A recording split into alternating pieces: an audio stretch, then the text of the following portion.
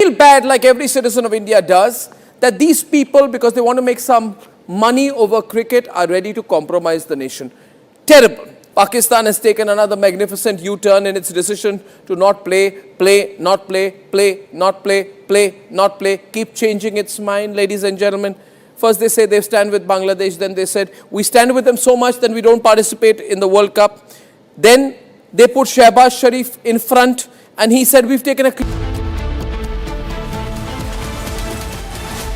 Amity has one of India's most advanced supercomputing facilities for AI research and teaching. Equipped with world-class facilities, the center drives interdisciplinary research and industry-academia collaboration, preparing students for disruptive AI technologies. Committed to India's global tech leap, Amity is proud to be the knowledge partner at India AI Impact Summit.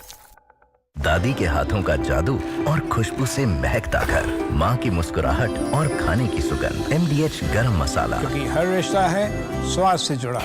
R pure suji pasta, उबालो मिलाओ और खाओ, 8 minute में तैयार। क्या taste है सबका राजा, our pure masala.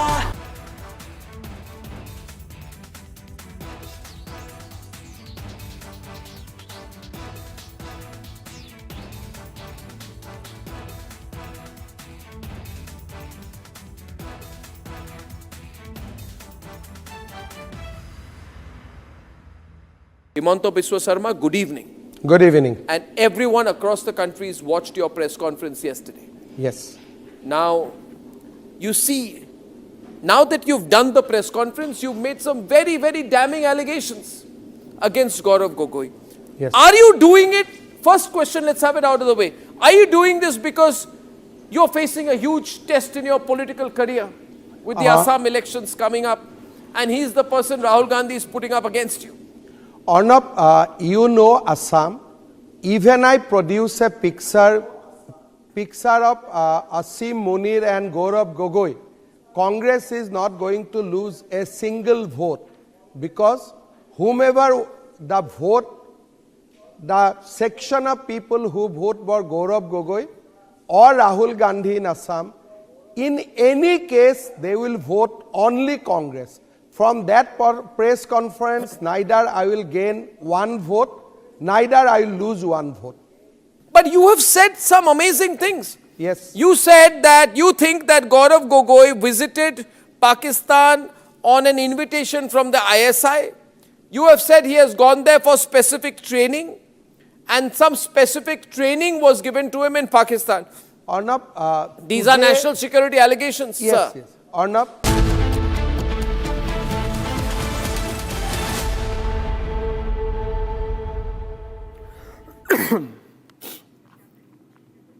All right, welcome back, friends. And for Sahil's mother, we are focusing on the story from Dwarka of New Delhi. Sahil was her whole world.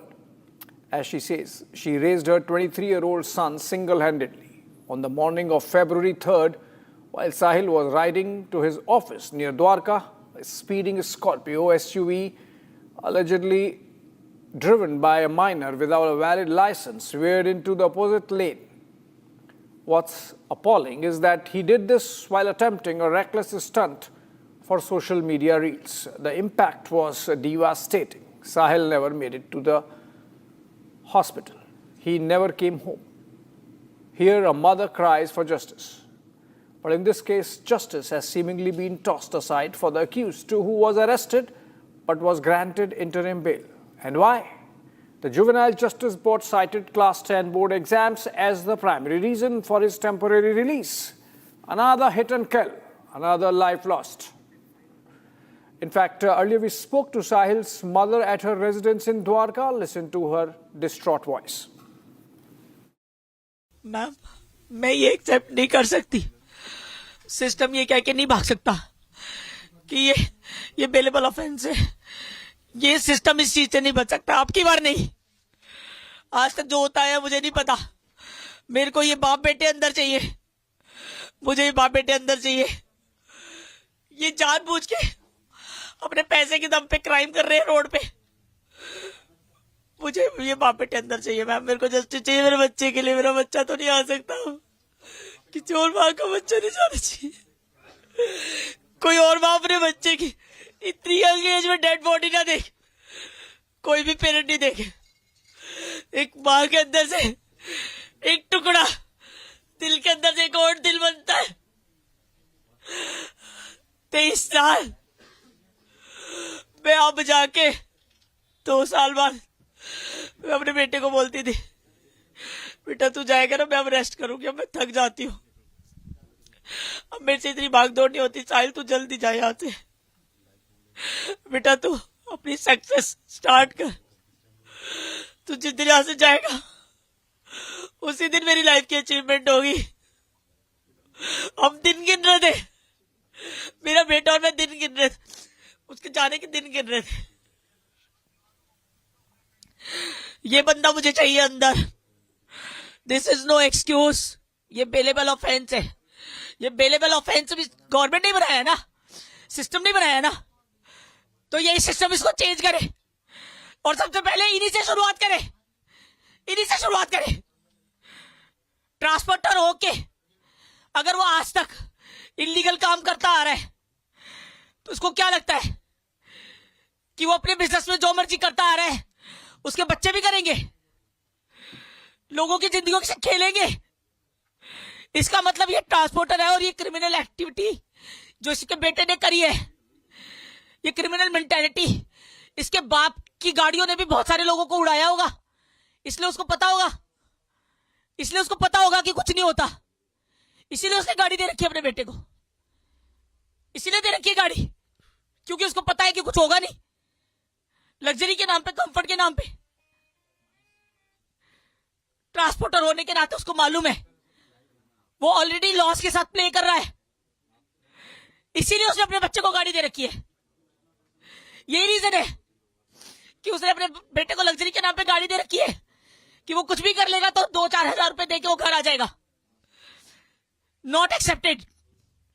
One final statement, this law, this offence, this system, this bailable, ये सब I don't accept, I don't accept.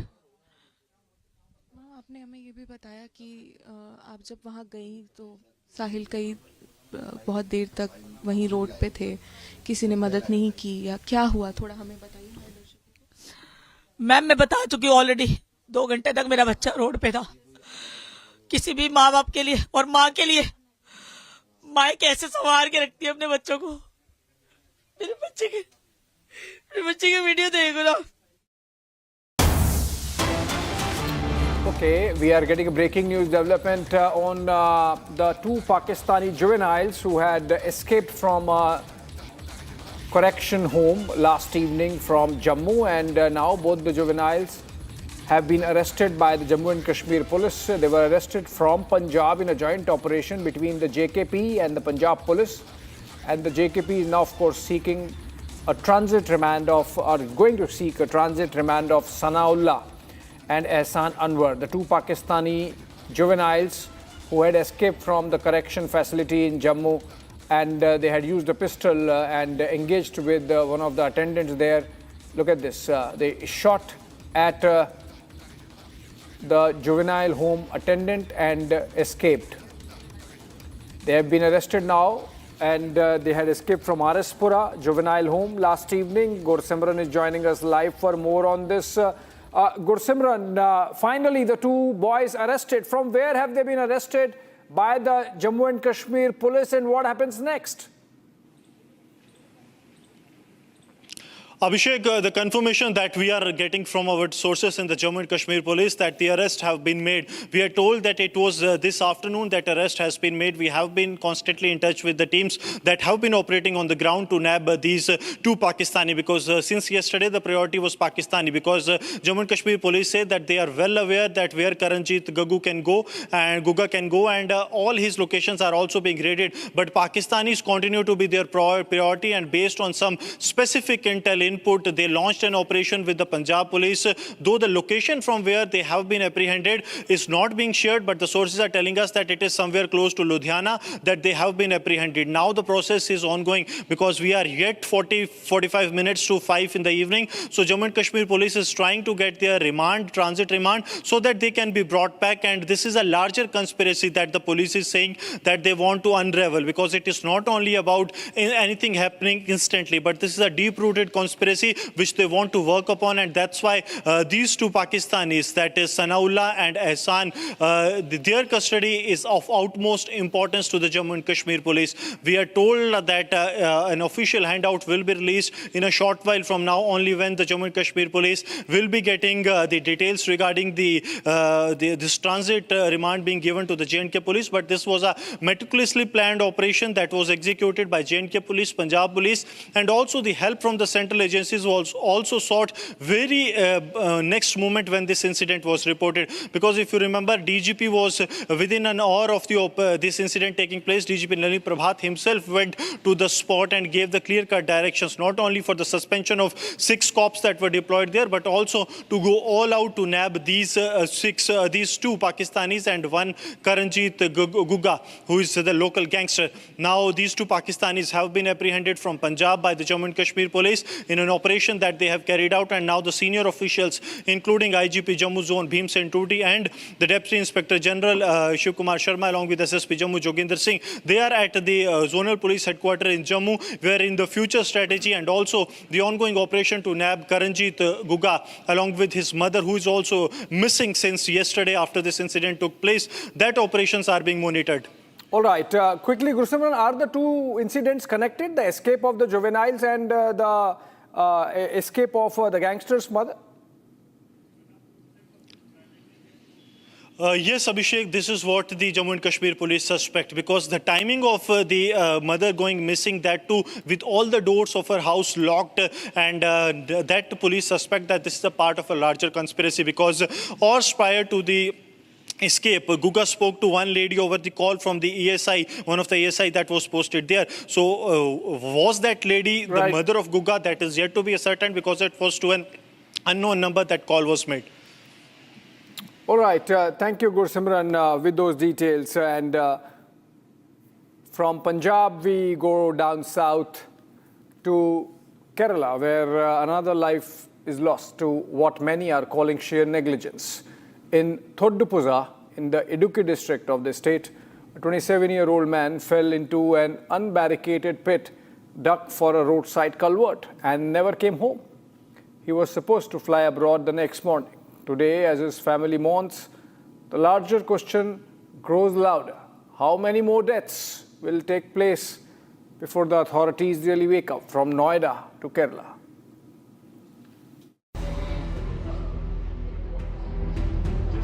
A deadly fall, a life cut short. 27-year-old Chase Benny was riding home near Muthalakodda in Thiruvananthapuram on Monday night when his bike plunged into an open pit dug for culvert construction. No barricades, no warning signs. Chase, who had been working in Malta, was scheduled to return the next morning. Instead, he was rushed to a private hospital where the doctors declared him dead. Anger is mounting because this is not an isolated tragedy. It was just yesterday that in Noida, a 4-year-old boy drowned in an open temple pond. And just days earlier, again in Noida, tech professional Yuvraj Mehta lost his life when his car plunged into a water-filled pit.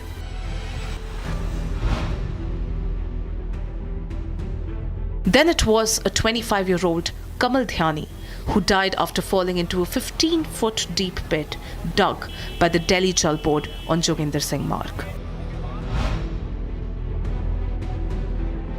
And in Rohini's Sector 32, 32-year-old labourer Birju Kumar fell into an uncovered manhole, never to return home.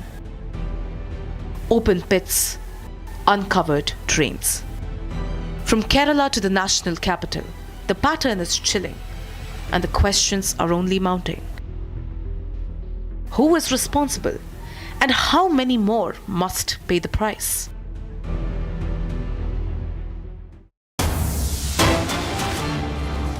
All right, we're getting a breaking news development from Jharkhand, where video has emerged of a car tearing through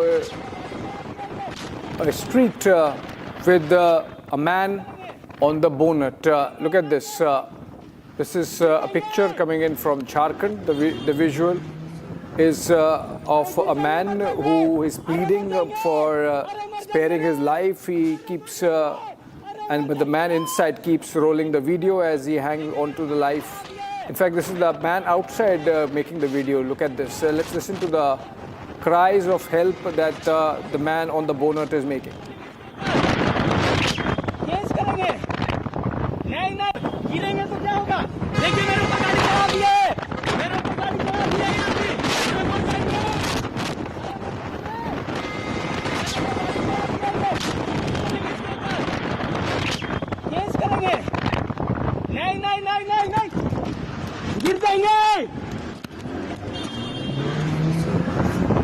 अरे गिर जाएंगे मर जाएंगे अरे मर जाएंगे अरे मर जाएंगे रे अरे मर जाएंगे अरे मर जाएंगे रे गिरेंगे तो क्या होगा देखिए मेरे ऊपर बात क्या है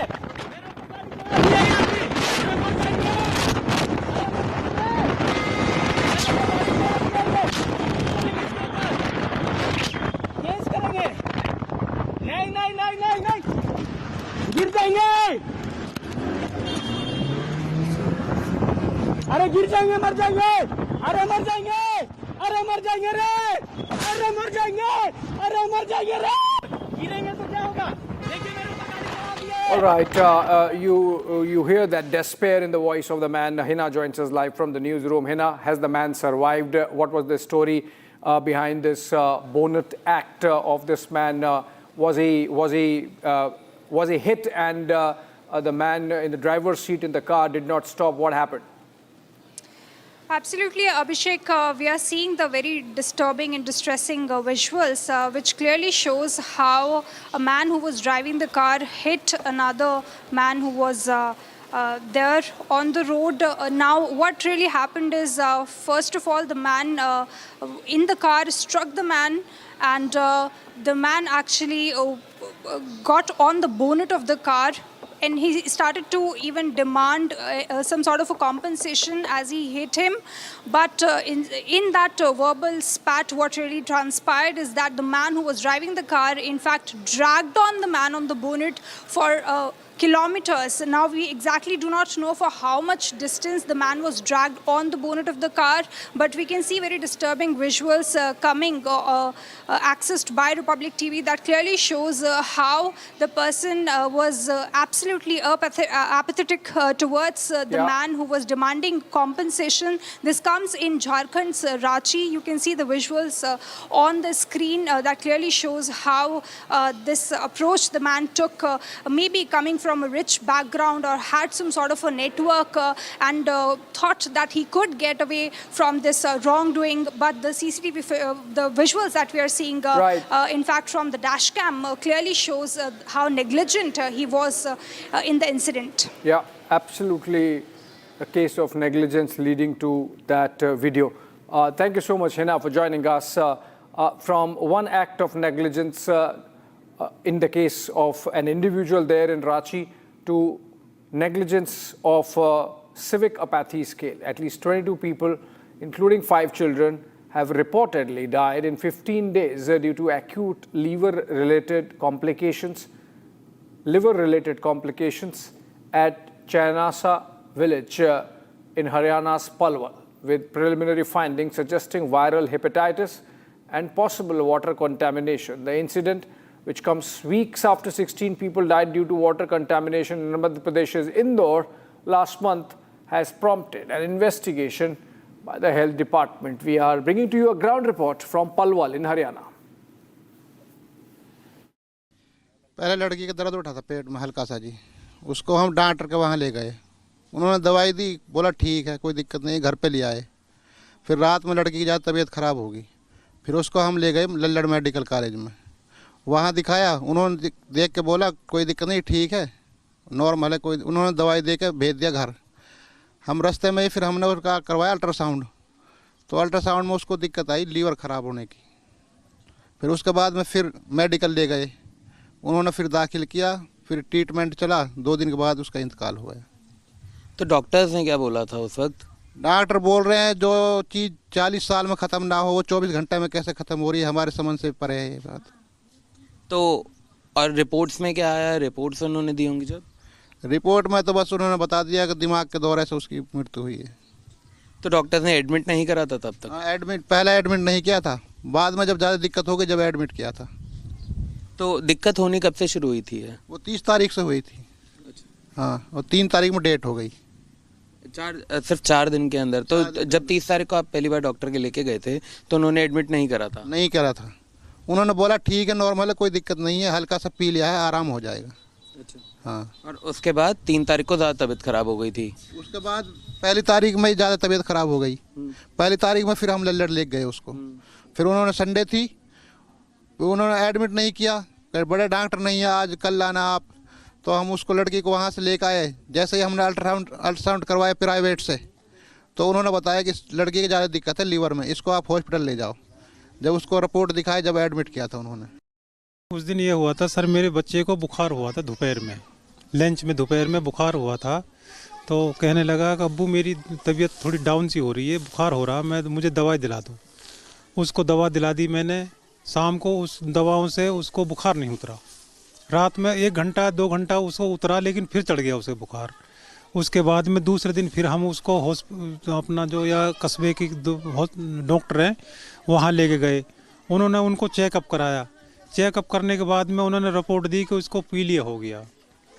पीलिया होने के बाद में उन डॉक्टरों ने बोला कि भाई इसको लल्लड़ हॉस्पिटल है नूह में, लल्लड़ हॉस्पिटल में हम लेके गए उसे। यहाँ से अपने पैरों से चल करके एम्बुलेंस में बैठा, वहाँ जा करके एम्बुलेंस से खुद उतरा, वो बेड पे खुद तक आप खुद यानी कि अपने पैरों से चल के गया। और डॉक्टरों ने वहाँ पे जा करके ऐसे इंजेक्शन लगाए। अब बेहतर समझा कि क्या लगाया क्या नहीं समझा। उसके 1 घंटे के बाद में होश ही नहीं आया उसे, और 48 घंटे के बाद में तो कह दिया उन्होंने कि भाई हम इस बच्चे को नहीं बचा पाए। कितनी तारीख को तबीयत खराब हुई थी? तबीयत हमारे बच्चे को 7 तारीख को ख़राब हुई थी। 7 तारीख को ख़राब हुई थी, यानी कि 8, 9, 10, 11 तारीख को दोपहर में 12 बजे उसको डेट हो गया। तो रिपोर्ट्स कब तक आई थी? रिपोर्ट उनकी रिपोर्ट नहीं आई सर। रिपोर्ट जो उन्होंने सैंपल दिए थे उनको जांच कराने के लिए 47 घंटे के बाद भी मैं गया था उस दुकान पे, जिन्होंने डॉक्टरों ने कहा था कि उसको फला दुकान पे दिखाओ, इसको रिपोर्ट आ जाएंगी, बढ़िया रिपोर्ट आएंगी। लेकिन सर बढ़िया रिपोर्ट 47 घंटे बाद भी नहीं आई थी उसकी। उसके बाद में हमारे बच्चे की डेट हो गई, हम गए नहीं उसके पास। हमारे क्या काम की फिर हो। तो ये होना चाहिए कम से कम 12 घंटे या 24 घंटे के बाद में अगर रिपोर्ट आ जाए तो कम से कम ये तो पता लग जाए कि ये बीमारी है, उसकी रोकथाम हो जाए। लेकिन वहाँ कोई सुविधा नहीं है। रात भर 50 कुत्ता घूमते हैं वहाँ। बच्चों यहाँ तक भी रिपोर्ट है कि बच्चों को भी ले जाते हैं। छोटा बच्चा 1 दिन का 2 दिन का बच्चे किसी औरत के साथ में, तो उसको भी ले जाते हैं। इतनी यानी कि वहाँ पे गंदगी है, और प्रशासन के द्वारा यानी कि उसकी सफाई और किसी उसकी रेख देख होनी चाहिए जो बड़े हॉस्पिटल की होनी चाहिए। और वहाँ सीरियस जाते हैं, वहाँ गंदगी इतनी है कि वहाँ से और विटामिन फैलते हैं, लेकिन वहाँ ऐसी नहीं है जैसे होनी चाहिए हॉस्पिटल में। तो यहाँ पे पानी की समस्या है? पानी की बड़ी इसकी समस्या है सर। यहाँ के टैंकरों में, यहाँ कोई लाइन का पानी नहीं आता हमारे सुबह शाम। यहाँ टैंकरों में लोग बनवा रखे हैं मजबूरी में, और ट्रैक्टर के टैंकर से गरवाते हैं। उसमें पानी 1000-1200 रुपये का पानी डलता है सर। गरीब आदमी है, उस पानी को हम 1 महीना तक यूज करते हैं पानी पीने में। अब ये बताओ, बासी 1 महीना बासी पानी पीना स्वास्थ्य के लिए, स्वास्थ्य के लिए क्या यानी कि हानिकारक है या फायदेमंद है? All right, Saurav, who was speaking to these villagers earlier, is live with us from Palwal. Saurav, it's clearly a case of non-availability of water contamination. How much of it is public supply and how much is private tanker model which is available there? And what are the villagers saying? Has there been any response from the administration? Have they taken note of this major health sanitation crisis? See, Abhishek, we were since morning we were speaking to the locals and villagers here. They told us that there is no water supply from the municipality here, and there is just a tank, water tank, which is built by the municipality and from the funds of the sarpanch of the village. And all the municipal party water pipelines are connected to that only, and from that the water is being supplied to every household in this area. But we have opened the tank and we have seen that the water flowing in that water tank is contaminated. There is black water flowing in this water tank, and that water is only going to the houses of the people in this village. However, the administration claimed that there are only 7 people who died, and they are not dead due to this waterborne diseases like jaundice and others. They are dead due to the hepatitis B and C. However, the locals and villagers claimed that there are 22 deaths in the past 15 days in this village. But the administration is trying to cover this matter up. They do not wash their tank, the water tank, which is solely available for the villagers. Right, Saurav. In fact, as Saurav is informing us, the administration is not willing to admit that this is a case of water contaminated related deaths, but that this could be because of hepatitis. That's what the Palwal administration is maintaining as of now, and we are going to keep close track of the developments there on the ground. But for now, moving on, slipping to a short break, but coming up on the other side, joint statements between India and France as Prime Minister Modi and President Macron finished their delegation-level talks at Lok Bhawan in Mumbai.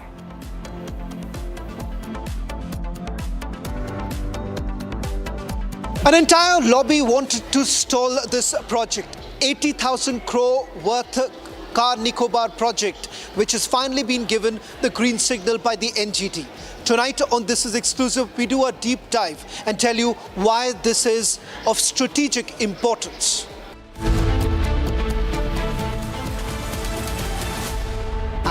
Pure suji pasta उबालो मिलाओ और खाओ 8 minute में तैयार क्या taste है सबका राजा आर प्योर मसाला केसरिया से मन जोगी हुआ रे दिल झूमे देखो मतवारा हुआ रे केसरिया से मन जोगी हर पल मनाओ केसरी त्योहार विमल बोलो जुबान केसरी MDH की हल्दी मिर्ची धनिया करे कमाल ये रंग दे ये खुशबू दे ये तीखा ये कम पड़े क्या निराला MDH मसाला ये है सीक्रेट रेसिपी MDH का जीरा सिप जलजीरा मसाला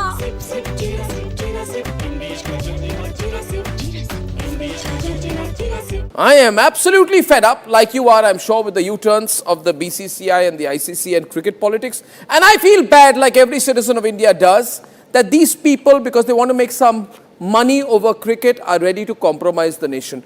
Terrible. Pakistan has taken another magnificent U-turn in its decision to not play, not play, keep changing its mind, ladies and gentlemen. First they say they stand with Bangladesh, then they said we stand with them so much that we don't participate in the World Cup. Then they put Shehbaz Sharif in front, and he said we've taken a clear decision not to play cricket with India because we are backing Bangladesh. Listen to what Shehbaz Sharif said. T20 world cup जो है उस हवाले से हमने बड़ा वाज़ेह stand लिया है कि हम हिंदुस्तान के खिलाफ जो मैच है वो हम नहीं खेलेंगे.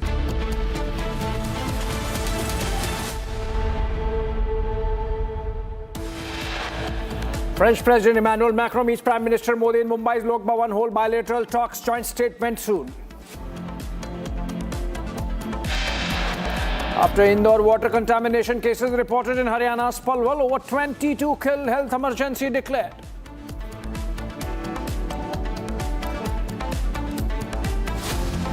Not only me, everybody will be one after another, everybody will be sidelined. All the Congress family now suffering in a mental infighting. Former Congress President Bhupen Bora of Assam joins Arnab Goswami for an exclusive interview, says Gaurav Gogoi is not in charge. Rakibul Hasan controlling Congress in Assam. 23-year-old Sahil Dhaneshra run over by minor brat in Delhi's Dwarka. Accused shot reels in car moments before accident.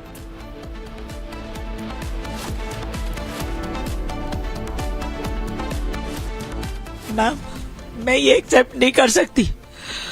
System ये कह के नहीं भाग सकता कि ये bailable offence है। ये सिस्टम इस चीज से नहीं बच सकता। आपकी बार नहीं, आज तक जो होता है मुझे नहीं पता। मेरे को ये बाप बेटे अंदर चाहिए। Sahil's mother fights for justice for son, says rich man's reels, stunts and SUV killed her son. Unlicensed minor accused kills one but granted bail by Juvenile Justice Board citing board exams.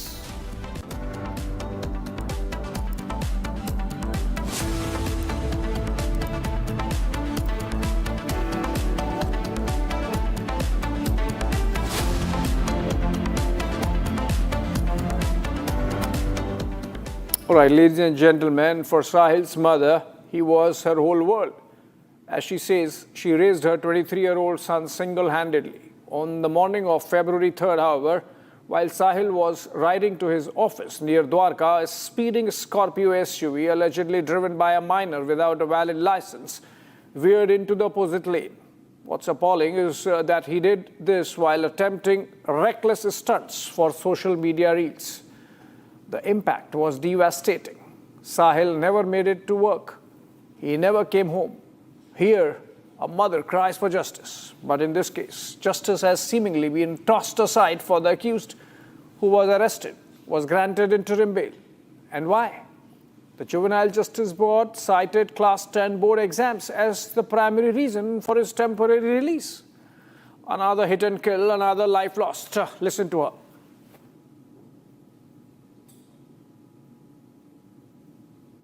Ma'am, मैं ये accept नहीं कर सकती। System ये कह के नहीं भाग सकता कि ये बेलेबल ऑफेंस है। ये सिस्टम इस चीज से नहीं बच सकता। आपकी बार नहीं, आज तक जो होता है मुझे नहीं पता। मेरे को ये बाप बेटे अंदर चाहिए। मुझे ये बाप बेटे अंदर चाहिए। ये जानबूझ के अपने पैसे के दम पे क्राइम कर रहे हैं रोड पे। मुझे ये बाप बेटे अंदर चाहिए मैम। मेरे को जस्टिस चाहिए मेरे बच्चे के लिए। मेरा बच्चा तो नहीं आ सकता कि चोर माँ का बच्चा नहीं जाना चाहिए। कोई और माँ अपने बच्चे की इतनी यंग एज में डेड बॉडी ना देख। कोई भी पेरेंट नहीं देखे। एक माँ के अंदर से एक टुकड़ा, दिल के अंदर से एक और दिल बनता है। 23 साल मैं अब जाके 2 साल बाद मैं अपने बेटे को बोलती थी, बेटा तू जाएगा ना, मैं अब रेस्ट करूंगी, अब मैं थक जाती हूँ, अब मेरे से इतनी भागदौड़ नहीं होती। साहिल तू जल्दी जा यहाँ से, बेटा तू अपनी सक्सेस स्टार्ट कर। तू जिस दिन यहाँ से जाएगा उसी दिन मेरी लाइफ की अचीवमेंट होगी। हम दिन गिन रहे थे, मेरा बेटा और मैं दिन गिन रहे थे, उसके जाने के दिन गिन रहे थे। ये बंदा मुझे चाहिए अंदर। This is no excuse. ये बेलेबल ऑफेंस है। ये बेलेबल ऑफेंस भी गवर्नमेंट नहीं बनाया है ना, सिस्टम नहीं बनाया है ना, तो ये सिस्टम इसको चेंज करे और सबसे पहले इन्हीं से शुरुआत करे। इन्हीं से शुरुआत करे। ट्रांसपोर्टर होके अगर वो आज तक इलीगल काम करता आ रहा है तो उसको क्या लगता है कि वो अपने बिजनेस में जो मर्जी करता आ रहा है उसके बच्चे भी करेंगे, लोगों की जिंदगियों से खेलेंगे? इसका मतलब ये ट्रांसपोर्टर है और ये क्रिमिनल एक्टिविटी जो इसके बेटे ने करी है, ये क्रिमिनल मेंटालिटी इसके बाप की गाड़ियों ने भी बहुत सारे लोगों को उड़ाया होगा, इसलिए उसको पता होगा, इसलिए उसको पता होगा कि कुछ नहीं होता, इसीलिए उसने गाड़ी दे रखी है अपने बेटे को। इसीलिए दे रखी है गाड़ी क्योंकि उसको पता है कि कुछ होगा नहीं। लग्जरी के नाम पे, कंफर्ट के नाम पे, ट्रांसपोर्टर होने के नाते उसको मालूम है वो ऑलरेडी लॉस के साथ प्ले कर रहा है, इसीलिए उसने अपने बच्चे को गाड़ी दे रखी है। यही रीजन है कि उसने अपने बेटे को लग्जरी के नाम पे गाड़ी दे रखी है कि वो कुछ भी कर लेगा तो 2-4 हजार रुपए देके वो घर आ जाएगा। Not accepted. one final statement. This law, this offense, this system, this bailable, ये सब I don't accept. I don't accept. आपने हमें ये भी बताया कि आप जब वहाँ गई तो साहिल कई बहुत देर तक वहीं रोड पे थे, किसी ने मदद नहीं की या क्या हुआ, थोड़ा हमें बताइए। मैम मैं बता चुकी हूँ ऑलरेडी, 2 घंटे तक मेरा बच्चा रोड पे था। किसी भी माँ बाप के लिए और माँ के लिए, माँ कैसे संवार के रखती है अपने बच्चों को। मेरे बच्चे की वीडियो देखो ना, मेरा बच्चा इतना इनोसेंट बच्चा मेरा, उसकी रील्स देख के किसी को प्यार हो जाएगा उससे। इतना स्वीट बच्चा, हमारे मोहल्ले के गार्ड के भी पैर छूता था, इतना संस्कारी बच्चा था मेरा। देखो मेरा इतना स्वीट बच्चा मेरा। मैं इसको पूरी जिंदगी वीडियो में देखूंगी। मैंने इसलिए बोला था इसको कोई राक्षस उड़ा के चला जाए मेरे बच्चे को। उसने तो जिंदगी जीनी शुरू भी नहीं करी थी अभी। मेरा बच्चा, मैं अपने बच्चे को ऐसे देखूंगी। और आपने ये भी बताया कि वो जब अक्यूज्ड है वो सिर्फ वो ही नहीं था, उसकी बहन भी थी उसके साथ कार में। हाँ, दोनों बहन भाई निकले थे स्पीड वाली फन रील्स बनाने के लिए स्नैपचैट पे। उन्होंने वो स्नैपचैट पे बनाई है। ये भी हमें जो सोशल मीडिया के थ्रू जो उसने पोस्ट करे हैं और कमेंट्स मारे हैं तब हमें पता चला है। ये उसकी खुद की बनाई हुई रील है। ये मेरा बच्चा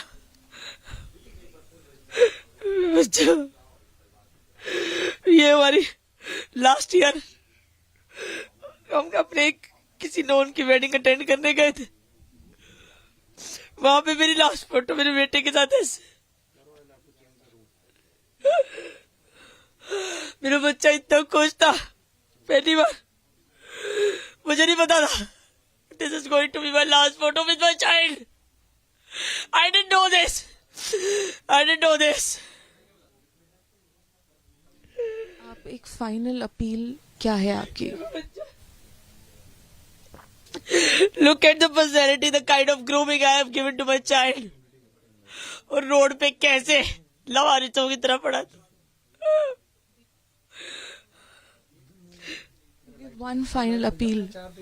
I want to appeal from the public, from the nation, from the system, from the judiciary, हर जगह से ये रईसजादों के लॉ चेंज करो।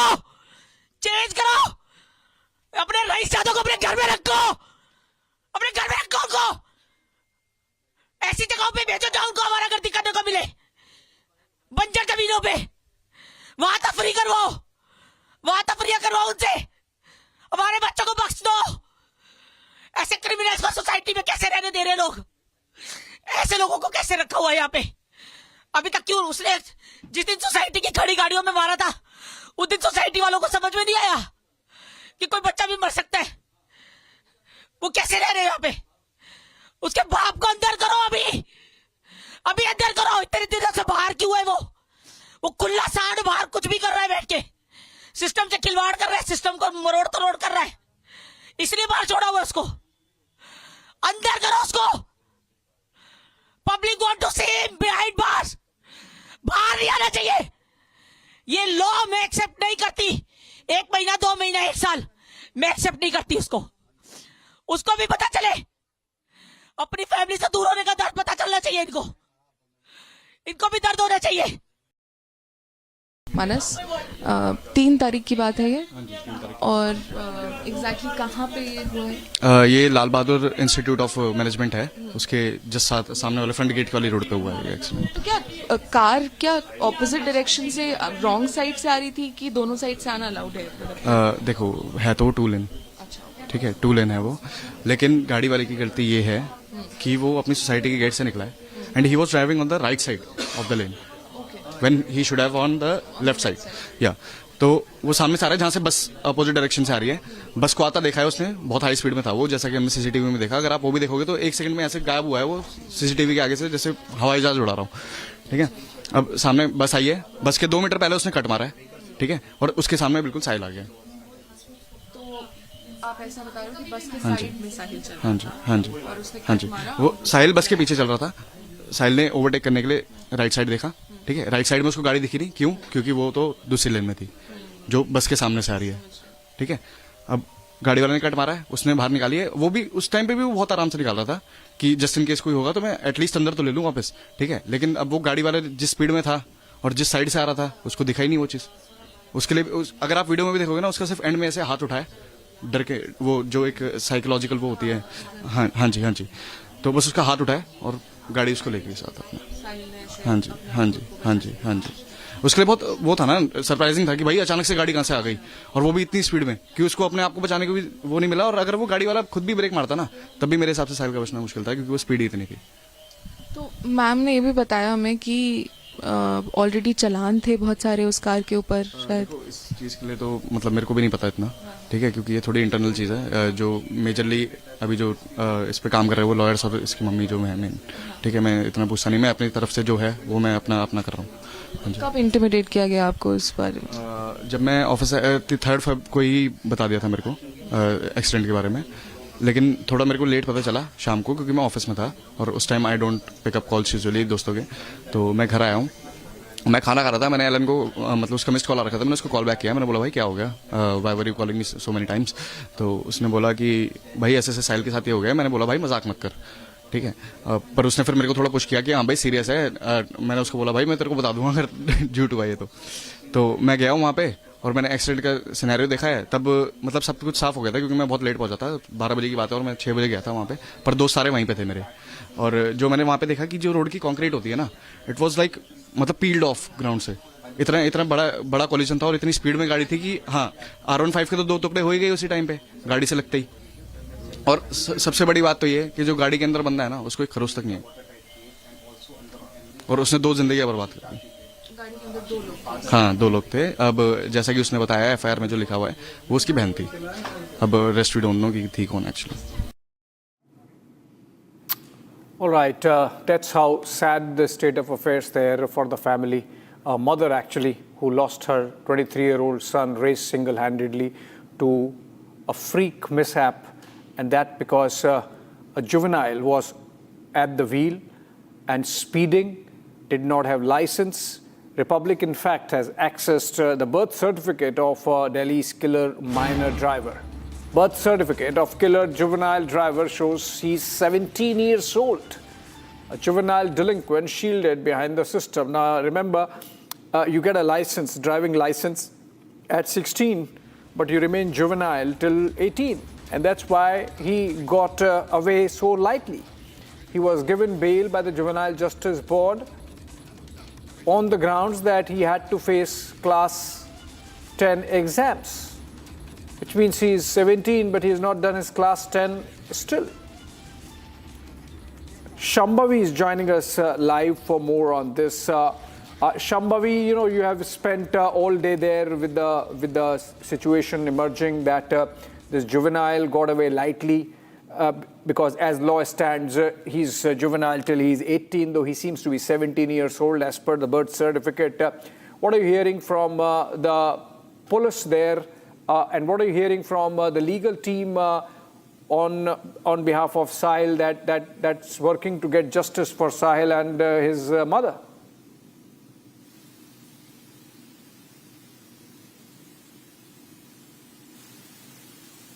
Which was involved in this entire collision, and currently the police is making sure that all the mechanical investigation is being carried out on all those 3 vehicles. One is the Scorpio, the SUV that hit the bike on which Sahil was riding. Second one is the bike, and the third one is the cab, the stationary cab, because after the initial impact, the SUV after hitting the bike then collided in a cab, and the cab driver was also injured. And now we know that further investigations on a broader level is currently underway, where these mechanical, and we also we also showed our viewers the condition of all those 3 cars, which is currently stationary in Dwarka's police station, and there were several markings made, which was a part of their ongoing investigations. That is where the police is at. Currently talking about how the mother, of course, grief-struck mother, whose only child, 23-year-old Sahil, she appealed to the justice system. She appealed to the system that she will not accept this offence to be categorized as a bailable offence, because we can see that not in just this case, in several other cases as well. Right. People have gotten out of the jail, out of the JGB board by just a few months or few years, and the same happened in this. You very rightly pointed out that he got his certificate at 16, or his driving license he could have gotten at 16 years of age. But you are a juvenile unless you are 18 years of age. Back to you. Yeah, thank you, Shambhavi, with that update. And I believe with that, we slip in a short break.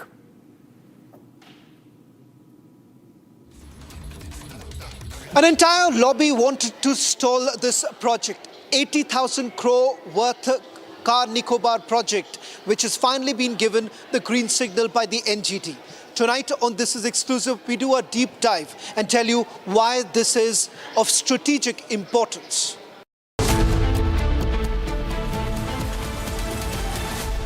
MDH की हल्दी मिर्ची धनिया करे कमाल, ये रंग दे, ये खुशबू दे, ये तीखा, ये कम पड़े, क्या निराला MDH मसाला। रानी, इस घर में कुछ है जो टूटता नहीं। ये पिलर कभी नहीं टूटेगा। रुंगटा स्टील TMT से बना। रुंगटा नहीं तो घर स्ट्रॉन्ग नहीं। रुंगटा स्टील TMT बार एकदम solid.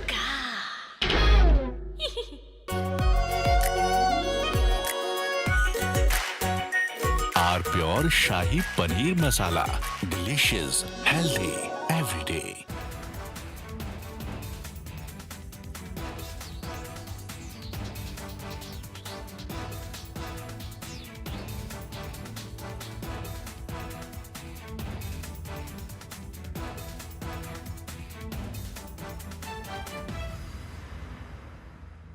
Himanta Biswa Sarma, good evening.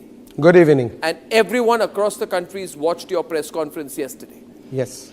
Now, you see, now that you've done the press conference, you've made some very, very damning allegations against Gaurav Gogoi. Yes. Are you doing it? First question, let's have it out of the way. Are you doing this because you're facing a huge test in your political career with the Assam elections coming up, and he's the person Rahul Gandhi is putting up against you? Arnab, you know Assam. Even I produce a picture of Asim Munir and Gaurav Gogoi. Congress is not going to lose a single vote, because whomever the vote, the section of people who vote for Gaurav Gogoi or Rahul Gandhi in Assam, in any case they will vote. Teen driving an SUV, and then he attempts to make a reel recording his stunts. The cost is death of a 23-year-old. The mother is crying for help. We bring you the full story on 6 Stories at 6. We also get you what's on agenda as far as President Macron's visit to India is concerned, from defense to AI to trade. All that matters in this visit. We get you all that and much more on 6 Stories at 6 with me, Rakshita. थोड़े में ज्यादा स्वाद, यही तो है इसकी खास बात। वाओ मामा, क्या स्वाद है? अरे मेरे राजा, सबका राजा आर प्योर मसाला। केसरिया से मन जोगी हुआ रे, दिल झूमे देखो मतवारा हुआ रे। केसरिया से मन जोगी हुआ। हर पल मनाओ केसरी त्योहार। विमल, बोलो जुबान केसरी। MDH की देगी मिर्च, देगी मिर्च का तड़का, अंग अंग फड़का। MDH की देगी मिर्च। I am absolutely fed up, like you are, I'm sure, with the U-turns of the BCCI and the ICC and cricket politics. And I feel bad, like every citizen of India does, that these people, because they want to make some money over cricket, are ready to compromise the nation. Terrible. Pakistan has taken another magnificent U-turn in its decision to not play, not play, keep changing its mind, ladies and gentlemen. First they say they stand with Bangladesh, then they said we stand with them so much that we don't participate in the World Cup.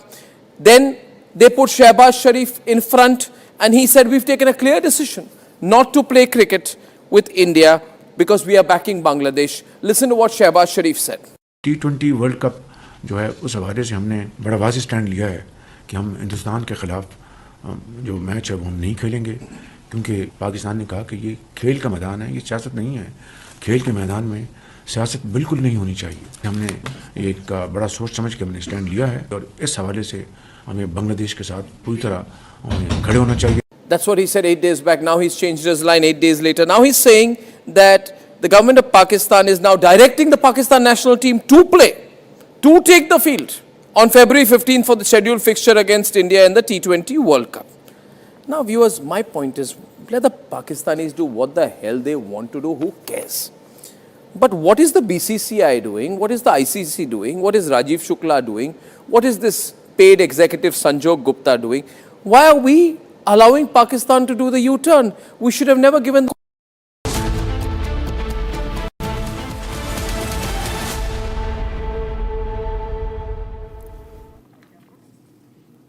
Well, let's begin with the breaking news development on the Air India front coming in, and we get to know from sources that Air India has made some changes at the top level of its management. Former Civil Aviation Secretary P.S. Kharola has been roped in as senior advisor, and the group Corpcom head has been moved out. In fact, Kharola was earlier CMD of Air India when the Air India was under the control of the government of India. And the global head of Corpcom has been moved to a different role, basically damage control, firefighting mode for Air India as it faces back-to-back crisis on operational front. Harsha joins us live. Okay, pictures coming in of Prime Minister Modi and President Macron. They have just finished their delegation level talks. Okay, opening statements.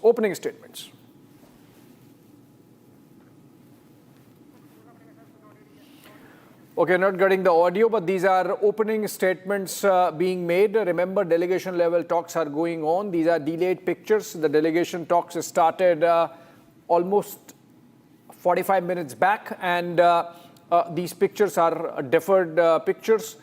These are opening remarks made by the two sides, the two leaders. Prime Minister is speaking. We'll get you the audio just in a bit.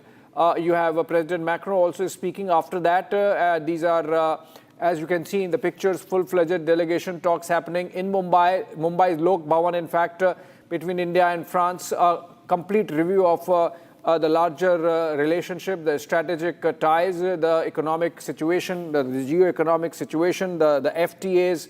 Remember, India is fresh out of trade agreement with the European Union, and it was called the mother of all deals, though subsequently an interim agreement has been signed with the United States also. But France, the second biggest trading partner within the EU, insofar as India is concerned, about $20 billion worth of annual trade, about $2 billion worth of FDI coming in from France, and the two sides discussing, deliberating to take it forward further, even as both the leaders have discussed and exchanged notes on the global situation from Europe war to the Middle East and the West Asia conflict, and then the tariff wars going on, and of course the very specific aspect of the India-France defense relationship, a defense partnership which seems to be at the cusp of becoming stronger, with India close to deciding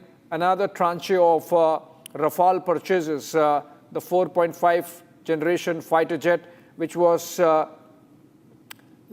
proved its case during the Operation Sindoor with its standoff weaponry, holding or pinning down the Pakistani Air Force hundreds of kilometers away.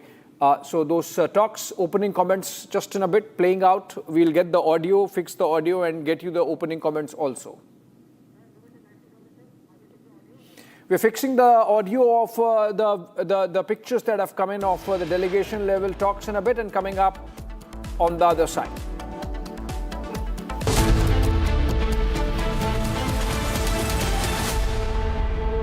ये है secret recipe MDH का जीरा SIP जल जीरा मसाला।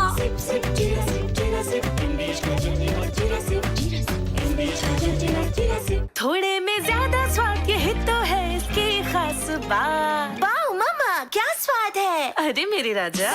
राजा और pure masala.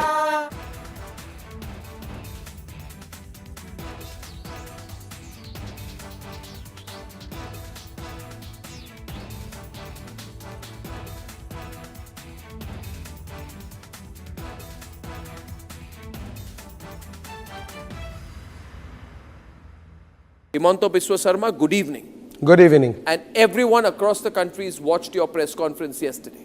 Yes. Now, you see, now that you've done the press conference, you've made some very, very damning allegations against Gaurav Gogoi. Yes. Are you doing it? First question, let's have it out of the way. Are you doing this because you're facing a huge test in your political career with the Assam elections coming up, and he's the person Rahul Gandhi is putting up against you? Arnab, you know Assam. Even I produce a picture of Asim Munir and Gaurav Gogoi. Congress is not going to lose a single vote because whomever the vote, the section of people who vote for Gaurav Gogoi or Rahul Gandhi in Assam, in any case they will vote only Congress.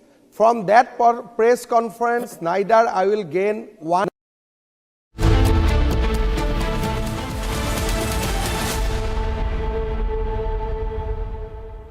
MDH की हल्दी मिर्ची धनिया करे कमाल, ये रंग दे ये खुशबू दे ये तीखा ये कम पड़े, क्या निराला MDH मसाला। केसरिया से मन जोगी हुआ रे, दिल झूमे देखो मतवारा हुआ रे, केसरिया से मन जोगी हुआ। हर पल मनाओ केसरी त्योहार, विमल बोलो जुबान Kesari.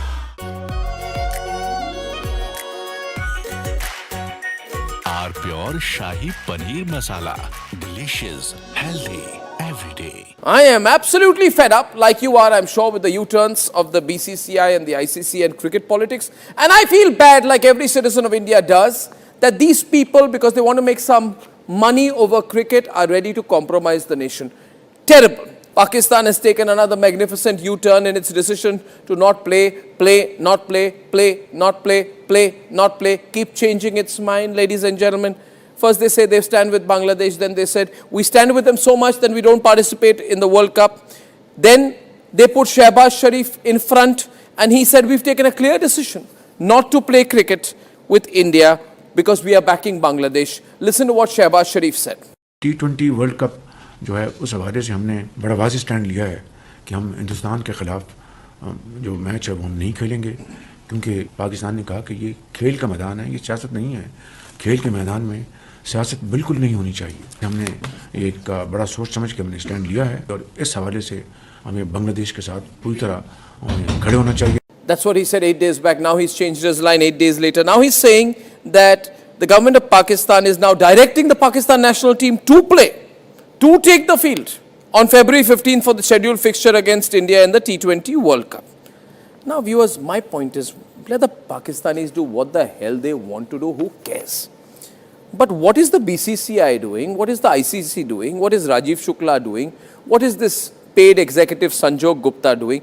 Why are we allowing Pakistan to do the U-turn? We should have never given them a long rope. We should have caught them and said, no, you said you're not playing, now you don't play. We should have embarrassed them. We should have made life hell for them. We should have reined in the Pakistanis. But no, you see in our country, some people are so desperate, like Rajiv Shukla, so desperate to play cricket with Pakistan. Why, Rajiv Shukla, do you want to play cricket with Pakistan? You have no history of cricket. But Rajiv Shukla says, we agree with the ICC. We cannot comment on what the ICC is doing. And then he says, ICC, BCCI has nothing to do with what Shehbaz Sharif is saying. Well, let me tell you, the ICC has given in to Pakistan. And I feel bad, this fellow, Sanjog Gupta, who is the ICC CEO, earlier was a TV executive. From Asia's largest news headquarters, setting the agenda for Bharat.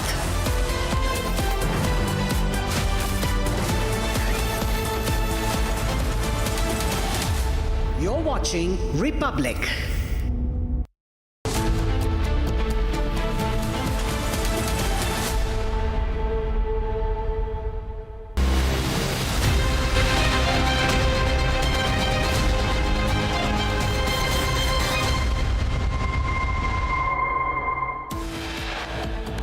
President Macron of France meets Prime Minister Modi in Mumbai's Lok Bhavan, hold bilateral talks, joint statement soon. After Indore, water contamination cases reported in Haryana's Palwal, over 22 killed, health emergency declared as per reports. Not only me, everybody will be one after another, everybody will be sidelined. All the Congress family now suffering in a mental infighting. Former Congress President Bhupen Bora joins Arnab Goswami for an exclusive interview on the situation in Assam. 23-year-old Sahil Dhaneshra run over by minor brat in Delhi's Dwarka, accused shot reels in car moments before accident. Ma'am, मैं ये accept नहीं कर सकती। System ये कह के नहीं भाग सकता कि ये बेलेबल ऑफेंस है। ये सिस्टम इस चीज से नहीं बच सकता। आपकी बार नहीं, आज तक जो होता है मुझे नहीं पता। मेरे को ये बाप बेटे अंदर चाहिए। Sahil's mother fights for justice for son, says rich man's reels, stunts and SUV killed her son. Unlicensed minor accused kills one but granted bail by Juvenile Justice Board, citing Class 10 board exams.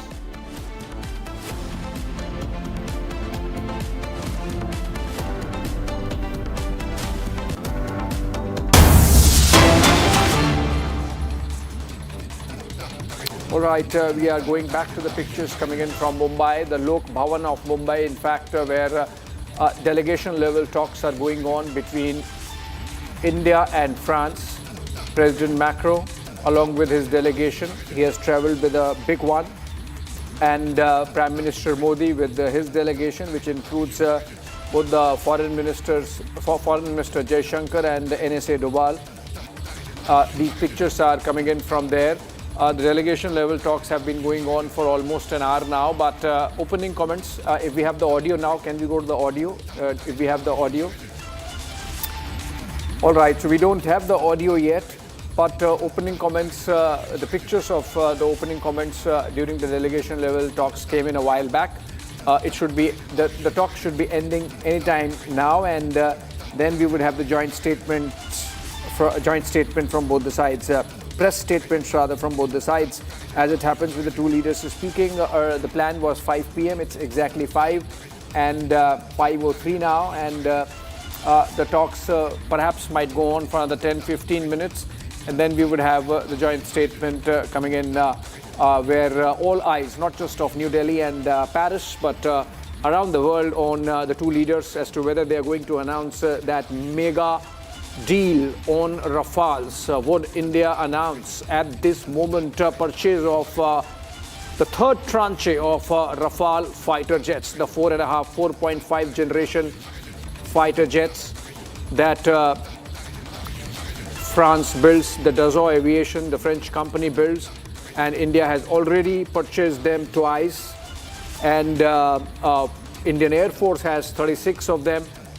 Indian Navy is going to get 26 of them, and now this also shows that post-Operation Sindoor, India has the confidence in Rafales as the backbone of IAF's post-op Sindoor war plans. And we have seen, for example, okay, now I think we have the audio. Can we go to the audio? Okay, these are pictures in the split screen from earlier in the morning. French President Emmanuel Macron paid his tributes and homage to the martyrs of the 26/11 terror attack in Mumbai at the Gateway of India.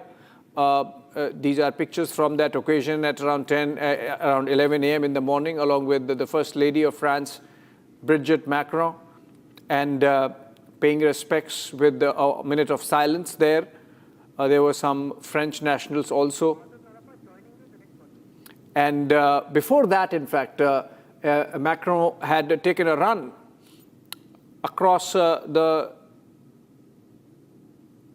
the Queen's Necklace, or the Marine Drive as it is called in Mumbai, Churchgate to Marine Drive. French president took a run also in the morning like he does. He did that in Beijing, he did that in Mumbai today, Beijing last month of course. And whether Rafale is going to be announced or not is the question on everybody's mind. We are going to be joined soon by strategic affairs expert Madhav Nalapat. Professor Nalapat is going to give us insights into whether that announcement is to happen or not. Even if a final deal announcement is not happening, even if intent is shown, because remember, the Defense Acquisition Council has cleared the acceptance of necessity process, and which means that now the Ministry of Defense or its relevant committees can go into the details of the deal and start the negotiations with the French side. The understanding is that 114 Rafales would be bought this time. This is the biggest aircraft deal in recent memory, perhaps last 3 decades, that India is signing. And of the 114, okay, Rajnath Singh speaking in Bengaluru, not Mumbai. Let's cut to that. Rajnath Singh on Tata Advanced Systems Limited and Airbus Helicopters as we enter a new phase in our long-standing partnership with France. Our collaboration with France is limitless, where even sky is not a limit to our mutually beneficial partnership. Friends, India and France have been trusted strategic partners. I would like to extend my profound thanks to Airbus France and particularly to the French Defense Minister. I now invite Her Excellency Minister Catherine Vautrin to deliver her remarks. Thank you very much. Dhanyavad.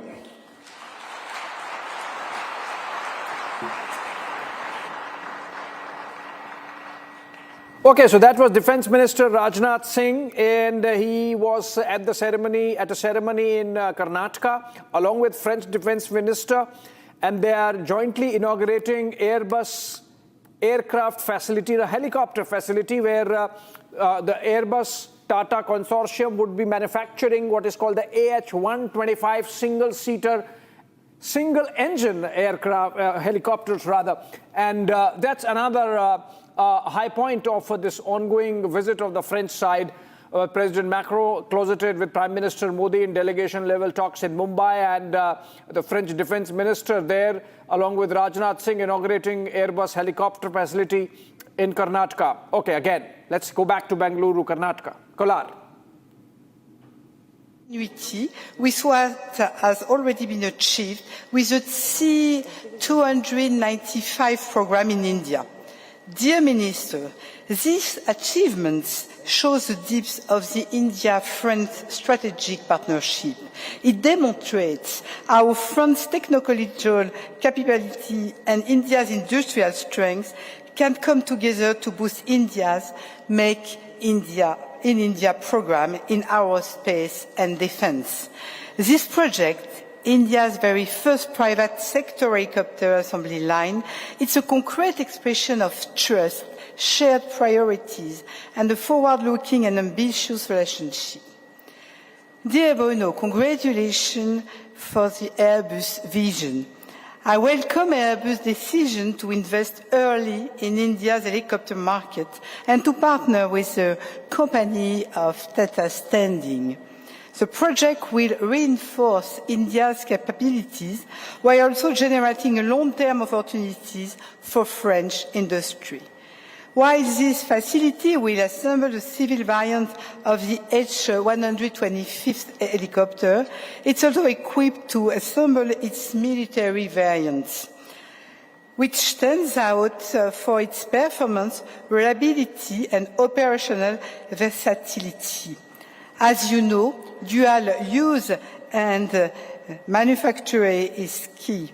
India's armed forces, they serve the very best and latest technology for safeguard the nation.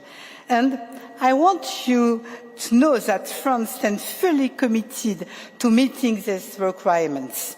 Our countries are long-standing partners.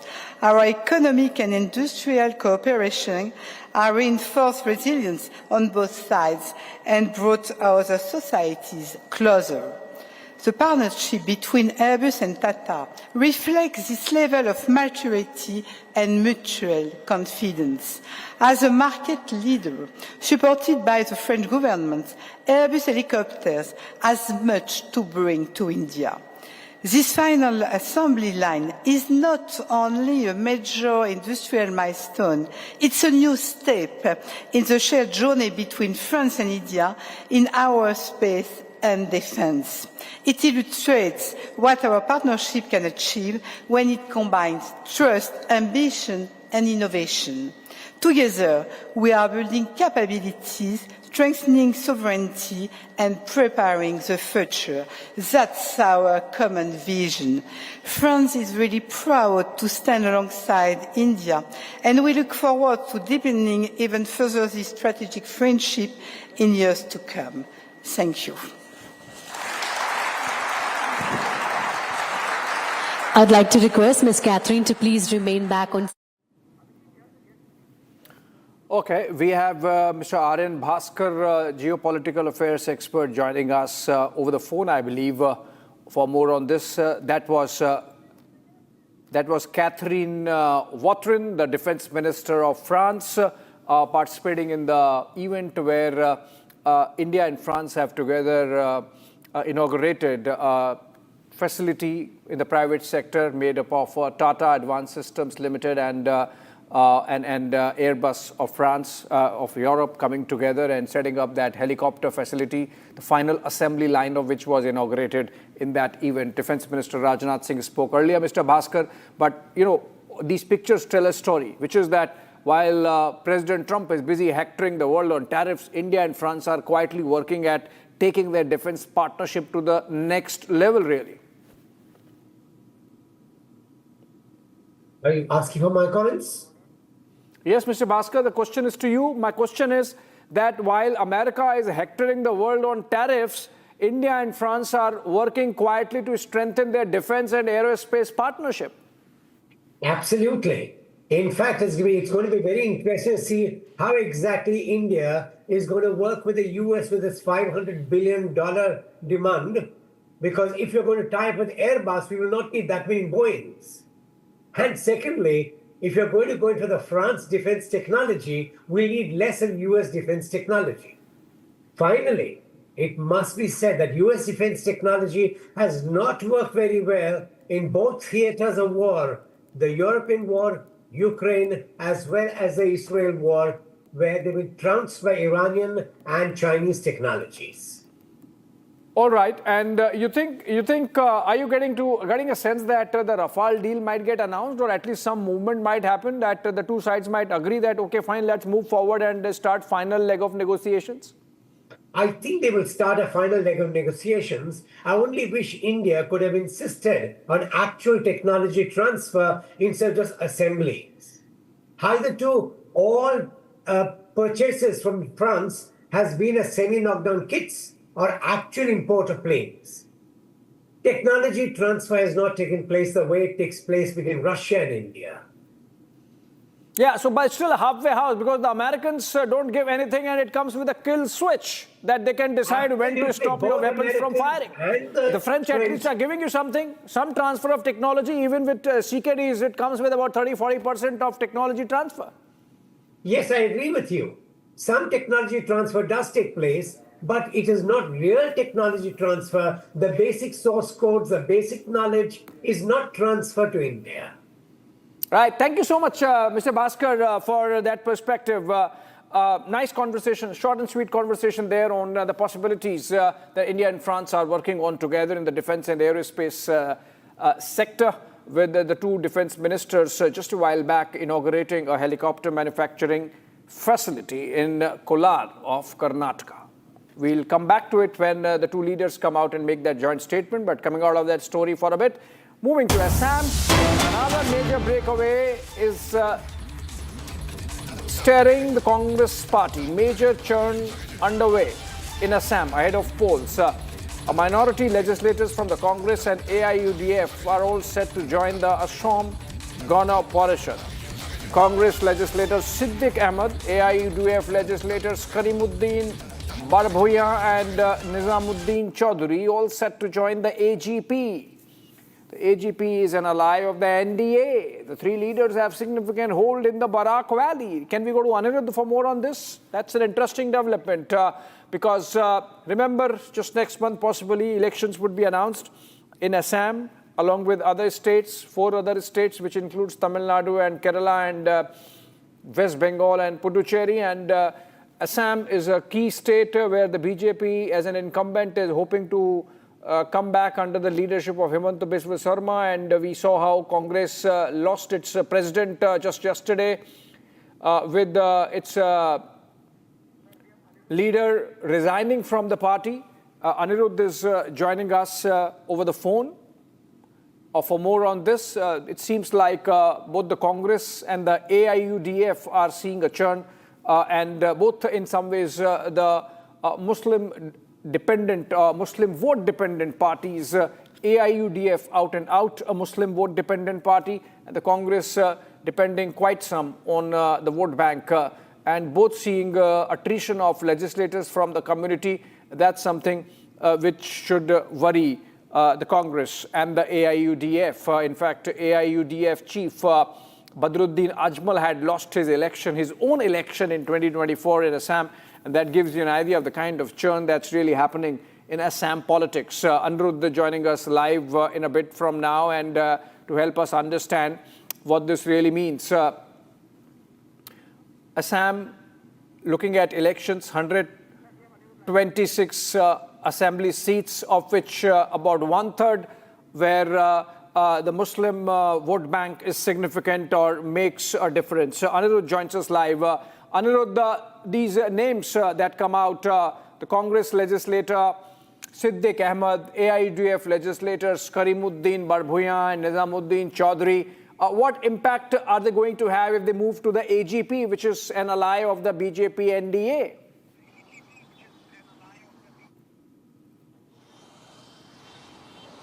Yes, Abhishek, definitely this is going to be a major breakaway as far as the Congress party and the AIUDF is concerned.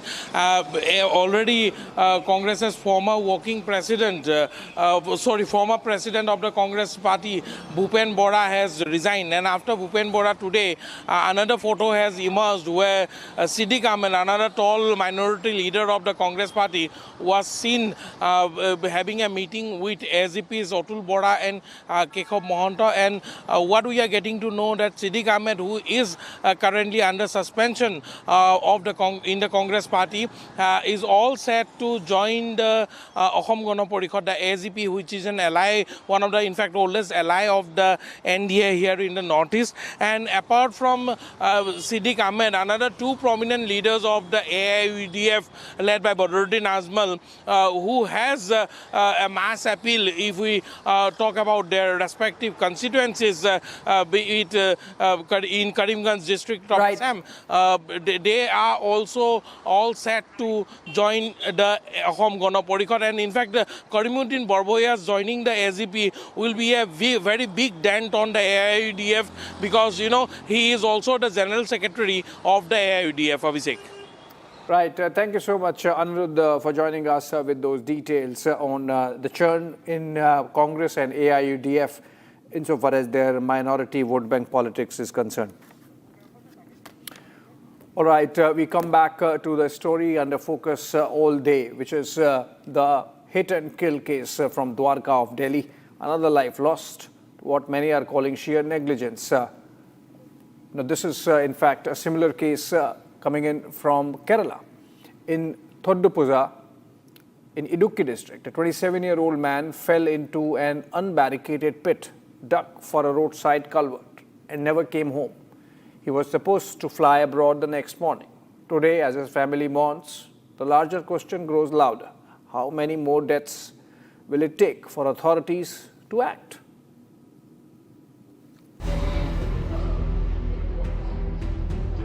A deadly fall, a life cut short. 27-year-old Chase Benny was riding home near Muttalakodda in Thiruvananthapuram on Monday night when his bike plunged into an open pit dug for culvert construction. No barricades, no warning signs. Chase, who had been working in Malta, was scheduled to return the next morning. Instead, he was rushed to a private hospital where the doctors declared him dead. Anger is mounting because this is not an isolated tragedy. It was just yesterday that in Noida, a 4-year-old boy drowned in an open temple pond. And just days earlier, again in Noida, tech professional Yuvraj Mehta lost his life when his car plunged into a water-filled pit.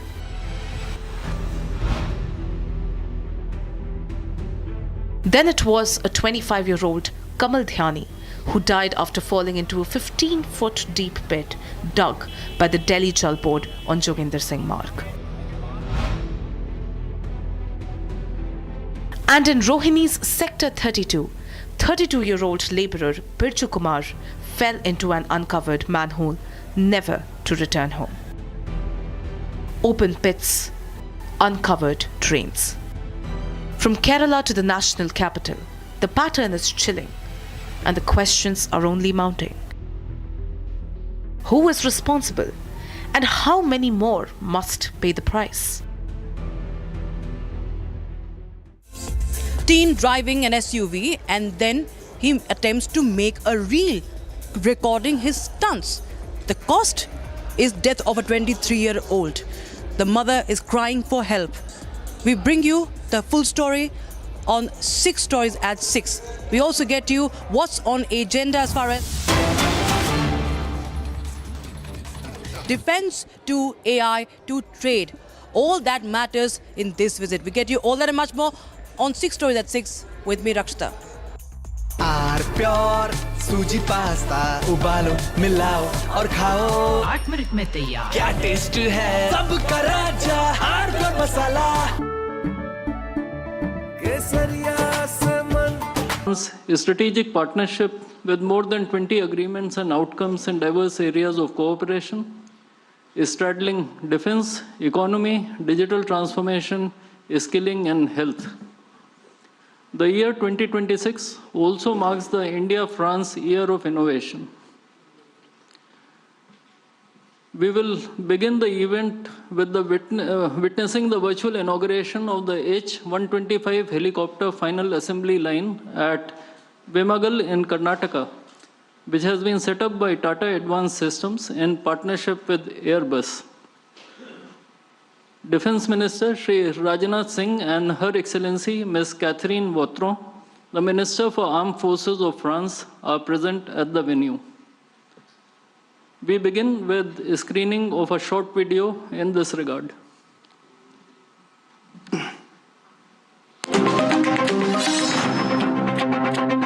जब France की technology और भारत का talent मिलेगा तो सिर्फ business landscape ही नहीं global transformation होगा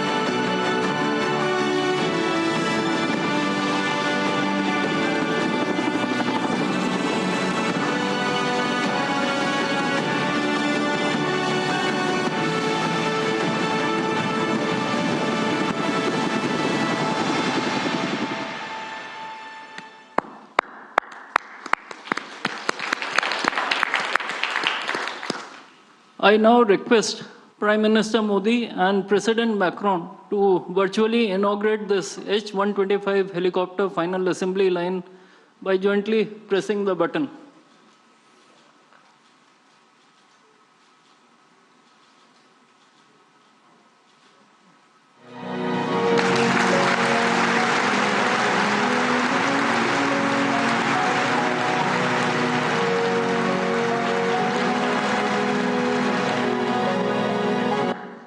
We will now have live visuals from the site in Karnataka.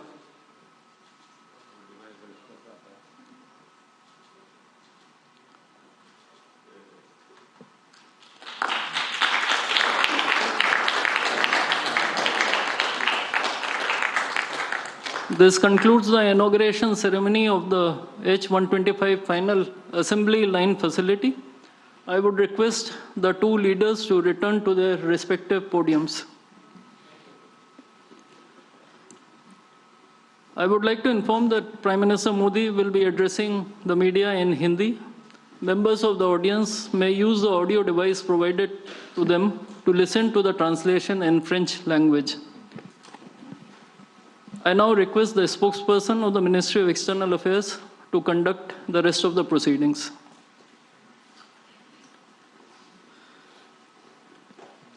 Namaskar, good evening. Your Excellency, Mr. Emmanuel Macron, President of the French Republic, Honorable Prime Minister of India, Shri Narendra Modi, Honorable Ministers, members of both delegations, distinguished guests, and friends from the media.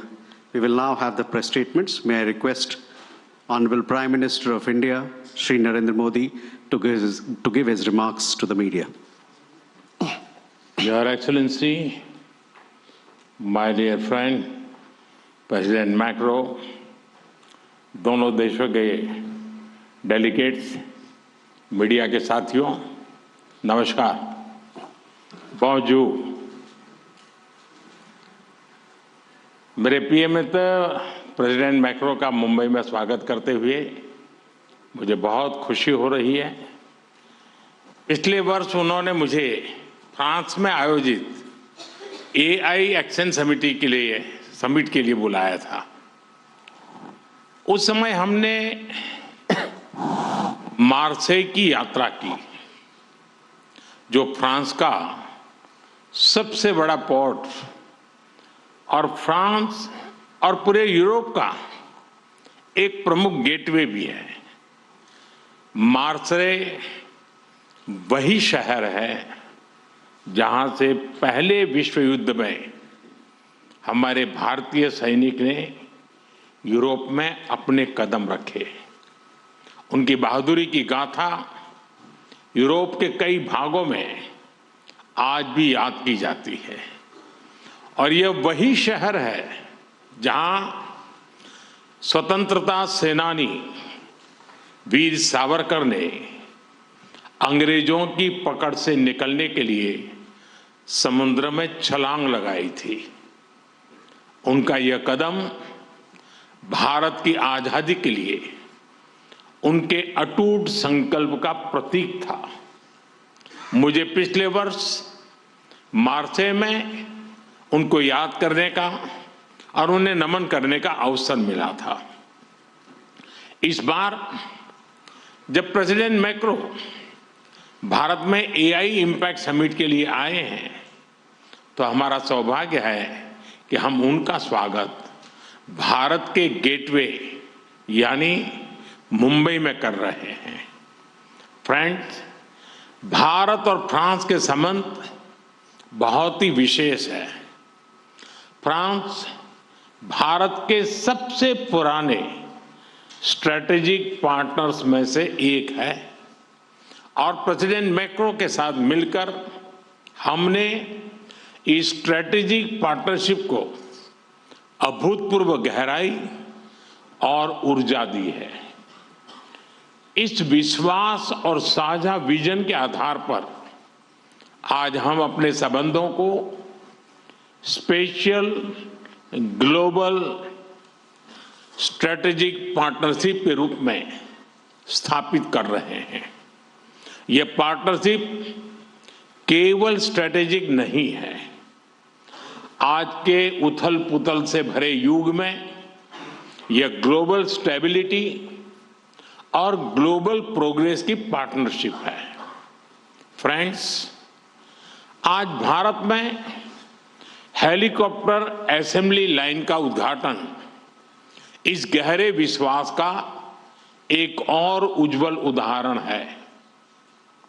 हमें गर्व है कि भारत और France मिलकर mount Everest की ऊंचाइयों तक उड़ान भरने वाला विश्व का एकमात्र हेलीकॉप्टर भारत में बनाएंगे और ये पूरे विश्व को एक्सपोर्ट भी करेंगे।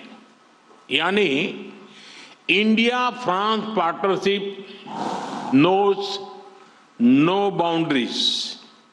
It can reach from deep oceans to the tallest mountain.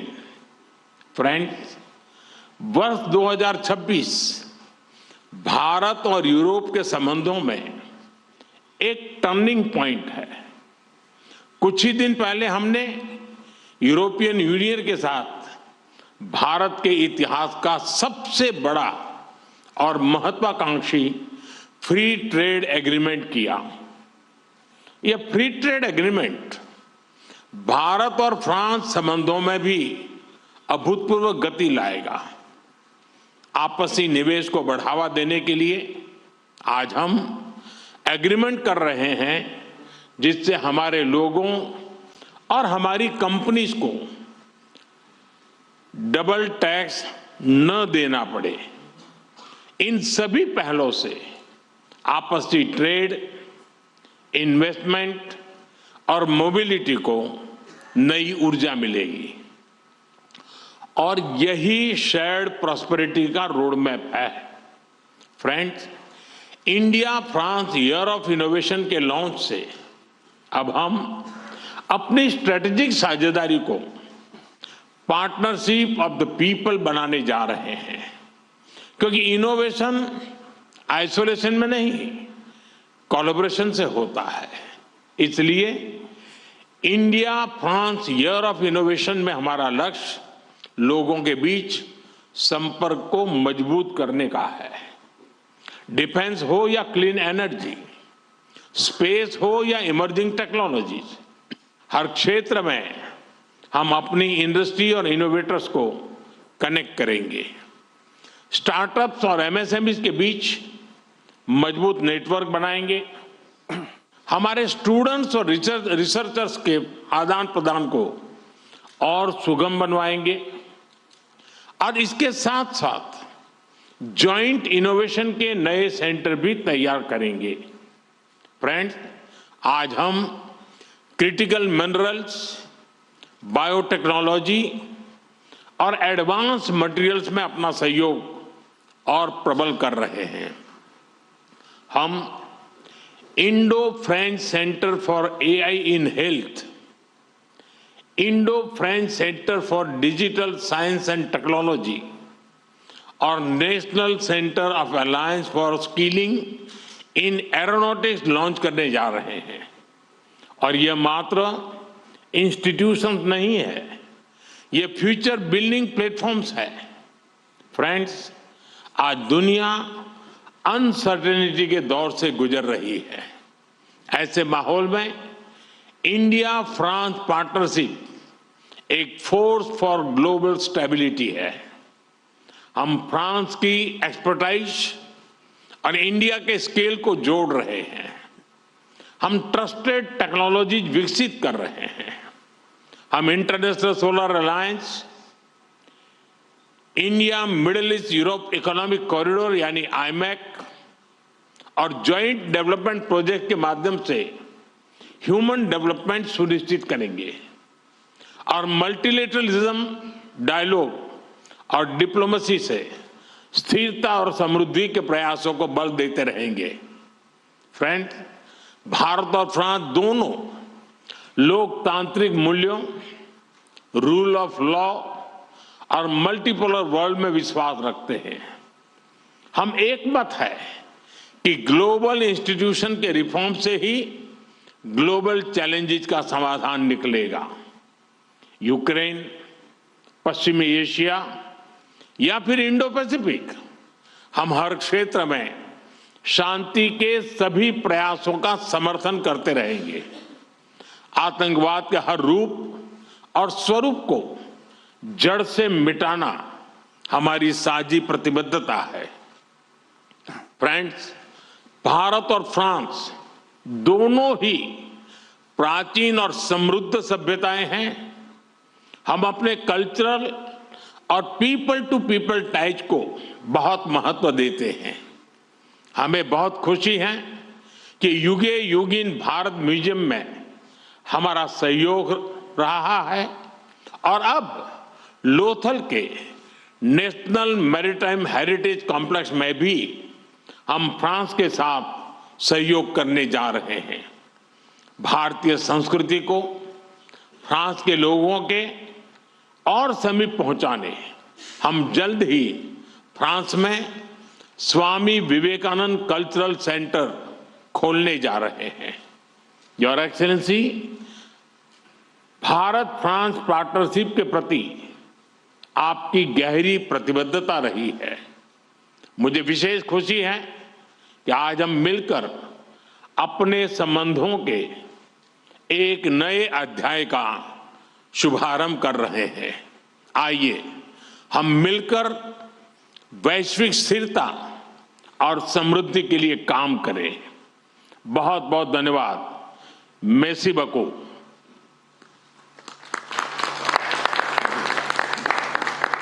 Thank you, sir.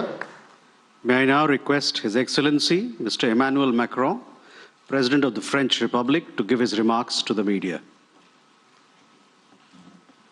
Merci beaucoup, Monsieur le Premier ministre. धन्यवाद cher Narendra Modi, प्रिय Narendra Mesdames, Messieurs les ministres, जी, माननीय les मंत्रीगण, ambassadeurs, Mesdames et Messieurs les माननीय journalistes. राजदूत, Merci beaucoup, पत्रकार, Monsieur le Premier Divya सज्जनों, ministre, pour बहुत बहुत votre accueil धन्यवाद chaleureux à प्रिय l'occasion Narendra. de ma 4e visite officielle en Inde प्रधानमंत्री जी, et un an après Bharat के मेरे votre चौथे visite, आधिकारिक vous l'avez दौरे rappelé, पर आपकी pour le गर्मजोशी sommet भरे स्वागत de के l'action लिए de l'intelligence artificielle et और ये मैं AI की समिट के लिए और भारत और जो आपने कहा, हम जब आप पिछले साल फ्रांस में आए थे और जब हम मार्सेई गए थे और जो आपने मार्सेई के बारे में बात की, वहाँ पर हमने एक भारतीय काउंसुलेट का भी उद्घाटन किया था। भारत और फ्रांस के बीच के द्विपक्षीय जो संबंध है वो बहुत ही ज़्यादा अभूतपूर्व है और सबसे अलग है। जैसे कि हमारी आज की बातचीत हुई थी और जो हम आगे भी करते रहेंगे आज पूरे दिन में, जो ये रिश्ते हैं, जो ये संबंध है, उनमें भरोसा है, खुलापन है, महत्वाकांक्षा है और हमने ये भी आज निर्णय लिया है कि हम इस साझेदारी को एक विशेष स्ट्रेटेजिक साझेदारी में बदलेंगे और इसका एक नया दर्जा देंगे। ये इसमें कोई शक नहीं है क्योंकि हमें पूरी तरह से इस रिश्ते में हम भरोसा रखते हैं और पिछले 8 सालों से हम यही कर रहे हैं और हर एक साल हम अलग अलग चीज़ों पर काम करके हमने एक नए रास्ते, कई नए रास्ते चुने हैं, जैसे कि तीसरा रास्ता जो हिंद प्रशांत क्षेत्र का हो या फिर तकनीक का हो या फिर, और जिसमें हम ऐसा रास्ता है जिसमें कोई भी हेजेमनी ना हो और हम पूरी तरह से कानून में, रूल ऑफ लॉ में विश्वास करते हैं। और कुछ पिछले सालों में हमने ये दिखाया है, दर्शाया है, चाहे वो आईमेक हो जिसको हमने मिलकर जिसका हमने शुरुआत करी थी और जिसके लिए हमने एक सेक्रेटेरिएट भी खोला है। और फिर अगर हम आर्टिफिशियल इंटेलिजेंस की बात करें, चाहे हम इंटरनेशनल सोलर अलायंस की बात करें, इन पिछले 8 सालों में हमने कई पहल एक साथ उठाए हैं। और अगर मैं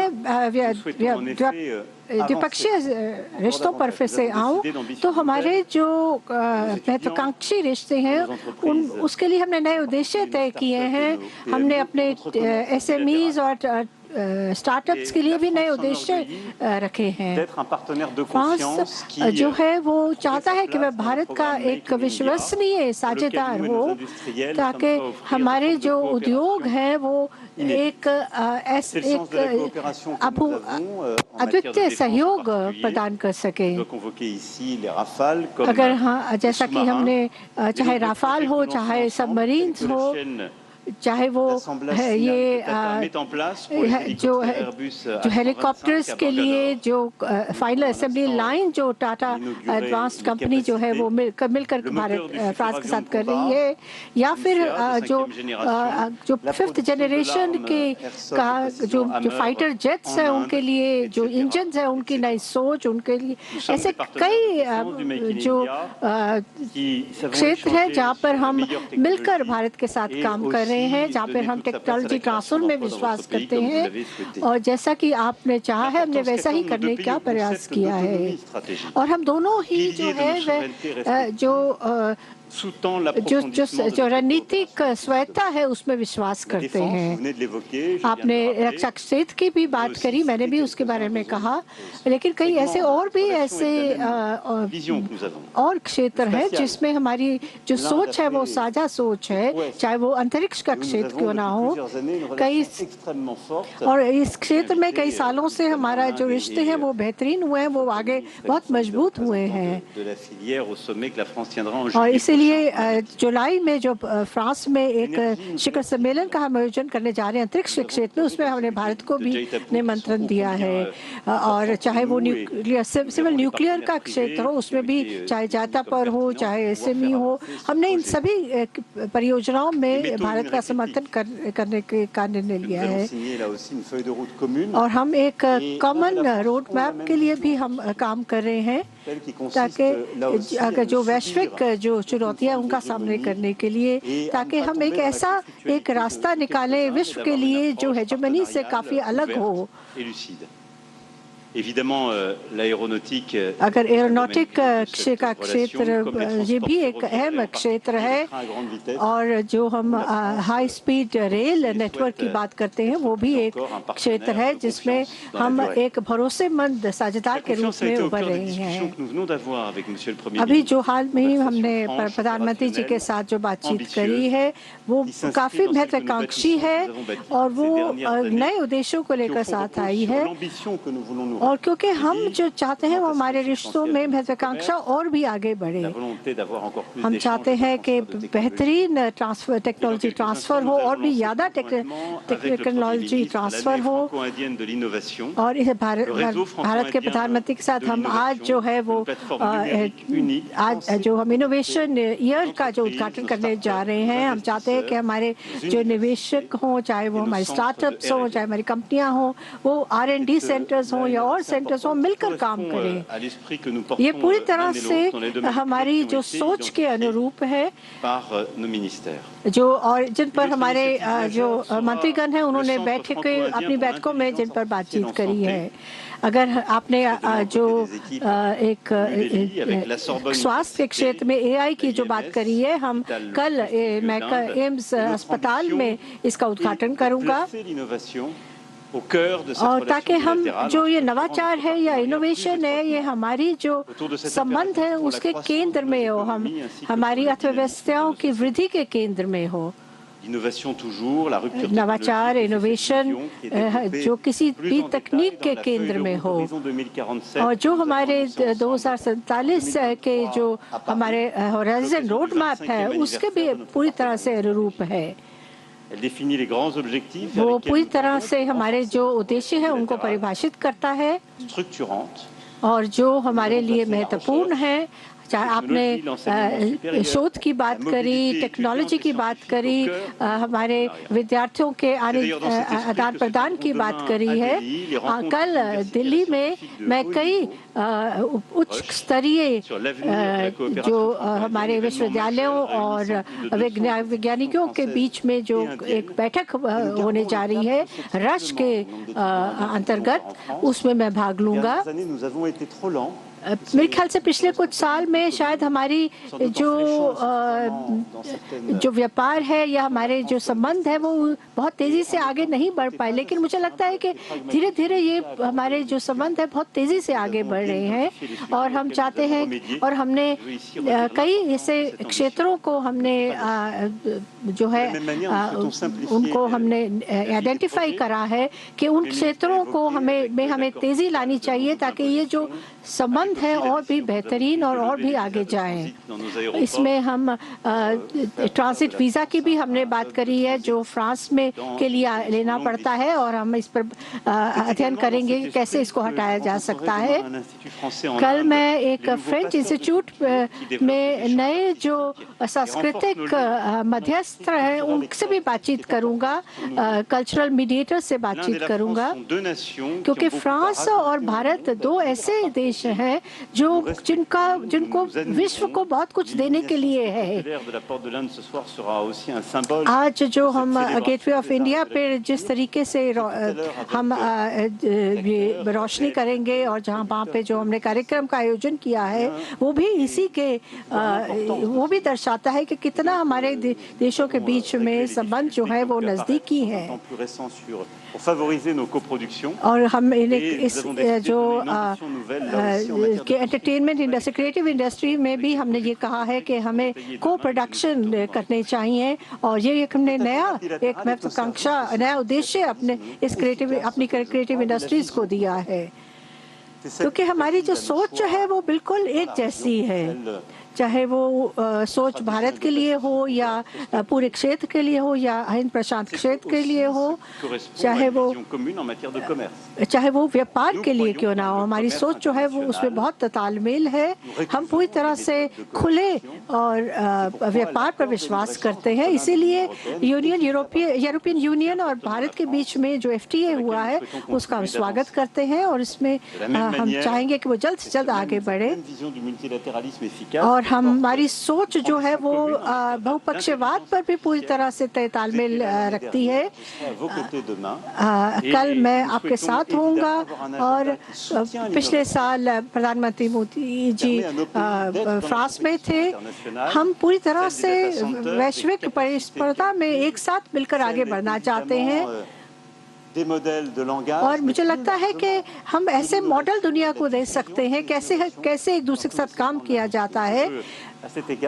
और इस संबंध में मैं कहना चाहता हूँ कि हम दोनों चाहते हैं कि हम ऐसे आर्टिफिशियल इंटेलिजेंस का निर्माण हो जो एक दूसरे का सम्मान करे, जो लोगों का सम्मान करे, जो भूपक्षवाद का सम्मान करे और जो अलग अलग भाषाएं हैं उनका सम्मान करे, क्योंकि हमारा विश्व जो है वो विविध है, उसमें बड़ी अलग अलग तरह के लोग, अलग अलग चीज़ें होती हैं, लोगों की संस्कृति अलग है और हम चाहेंगे कि जो एल्गोरिदम्स हों वो पारदर्शी हों, वो ट्रांसपेरेंट हो, खुले हों।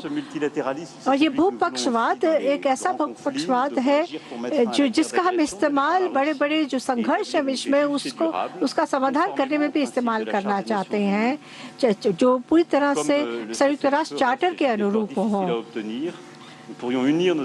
हम चाहते हैं कि हम अपने जो प्रयास है वो एक साथ लाकर कि जो यूक्रेन में जो लोगों के ऊपर या सिविल इंफ्रास्ट्रक्चर है उन पर जो हमले हो रहे हैं उनके लिए मिलकर हम काम करें ताकि उनको रोका जा सके। और हम चाहते हैं कि हम आतंकवाद के खिलाफ भी अपनी लड़ाई को बनाए रखें और हम सभी जो आतंकवादी समूह हैं उनको हम नकारते हैं और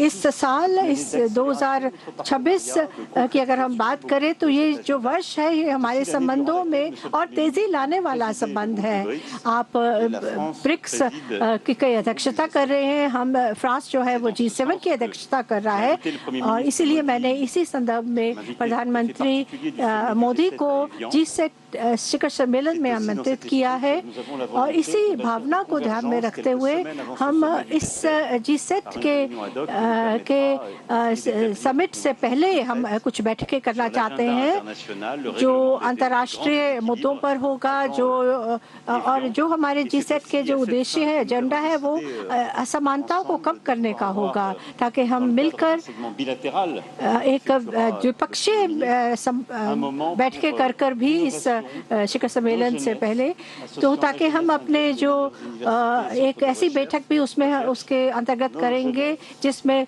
भारत के जो युवा हैं और फ्रांस के युवा हैं, वैज्ञानिक हैं, भारत के वैज्ञानिक हैं और G7 देशों के जो युवा और वैज्ञानिक हैं, वो मिलकर नवाचार में जो उन्होंने काम किया है उसको परिणाम हमारे सामने रखें।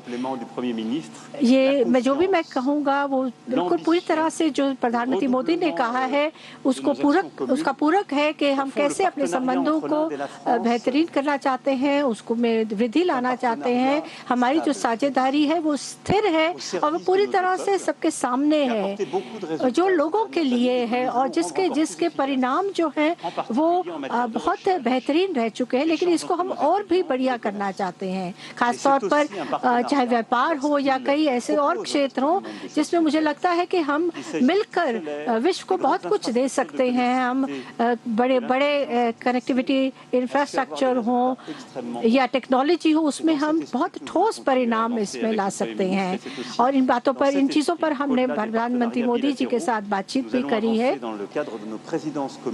और क्योंकि हम दोनों इस समय दो बड़े संगठनों की अध्यक्षता कर रहे हैं इस साल, तो हम इसमें भी हम तालमेल ला सकते हैं, हम अपनी सोच में कन्वर्जेंस ला सकते हैं। धन्यवाद। Thank you, sir. With that, ladies and gentlemen, we come to the close of this session. Thank you for your presence.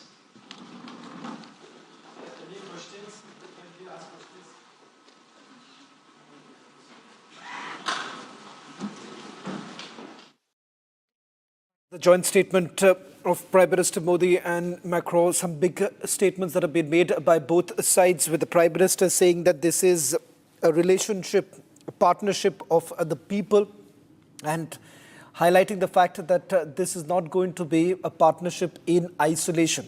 Some big announcements that have already been made by India with regards to launch of the H-125 chopper assembly line. French President Emmanuel Macron also essentially highlighting that the relationship between both the countries have only strengthened over a period of time.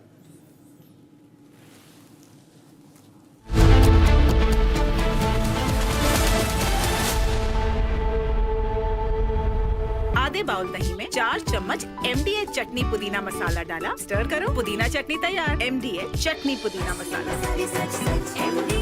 MDH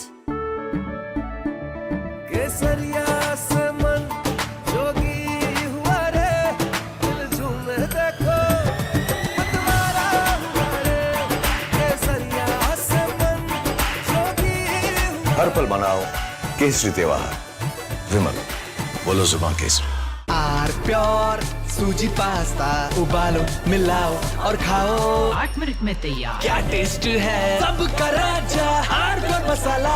I am absolutely fed up, like you are, I'm sure, with the U-turns of the BCCI and the ICC and cricket politics. And I feel bad, like every citizen of India does, that these people, because they want to make some money over cricket, are ready to compromise the nation.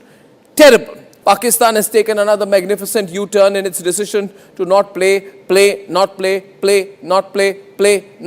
keep changing its mind, ladies and gentlemen. First they say they stand with Bangladesh, then they said we stand with them so much that we don't participate in the World Cup. Then they put Shehbaz Sharif in front and he said we've taken a clear decision not to play cricket with India because we are backing Bangladesh. Listen to what Shehbaz Sharif said. T20 World Cup जो है उस हवाले से हमने बड़ा वाज़ेह stand लिया है कि हम हिंदुस्तान के ख़िलाफ़ जो मैच है वो हम नहीं खेलेंगे, क्योंकि पाकिस्तान ने कहा कि ये खेल का मैदान है, ये सियासत नहीं है। खेल के मैदान में सियासत बिल्कुल नहीं होनी चाहिए। हमने एक बड़ा सोच समझ के हमने स्टैंड लिया है और इस हवाले से हमें बांग्लादेश के साथ पूरी तरह खड़े होना चाहिए। That's what he said 8 days back. Now he's changed his line 8 days later. Now he's saying that the government of Pakistan is now directing the Pakistan national team to take the field on February 15 for the scheduled fixture against India in the T20 World Cup. Now viewers, my point is, Let the Pakistanis do what the hell they want to do. Who cares? But what is the BCCI doing? What is the ICC doing? What is Rajiv Shukla doing? What is this paid executive Sanjog Gupta doing? Why are we allowing Pakistan to do the U-turn? We should have never given them a long rope. We should have caught them and said, no, you said you're not playing, now you don't play. We should have embarrassed them. We should have made life hell for them. We should have reined in the Pakistanis. But no, you see in our country, some people are so desperate, like Rajiv Shukla, so desperate to play cricket with Pakistan. Why, Rajiv Shukla, do you want to play cricket with Pakistan? You have no history of cricket. But Rajiv Shukla says, we agree with the ICC. We cannot comment on what the ICC is doing. And then he says, ICC, BCCI has nothing to do with what Shehbaz Sharif is saying.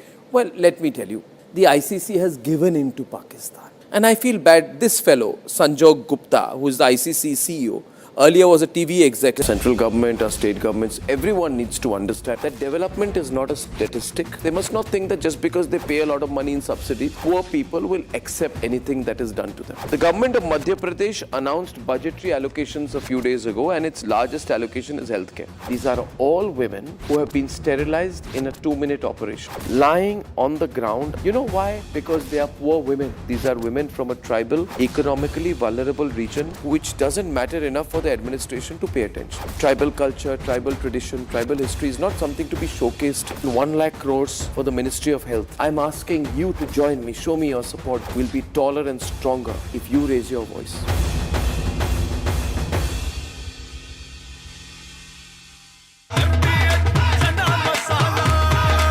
अब छोलिया हो या लोबिया, सफेद चने या काले चने, सब कुछ मजेदार बने।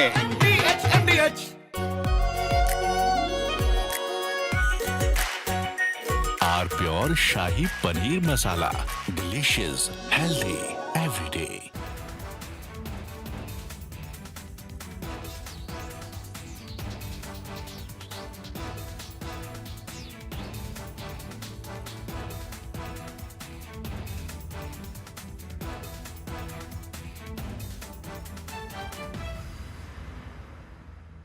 Himanta Biswa Sarma, good evening.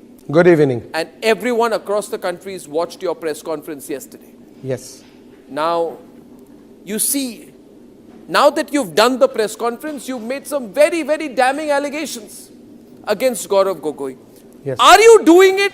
First question, let's have it out of the way. Are you doing this because you're facing a huge test in your political career with the Assam elections coming up, and he's the person Rahul Gandhi is putting up against you?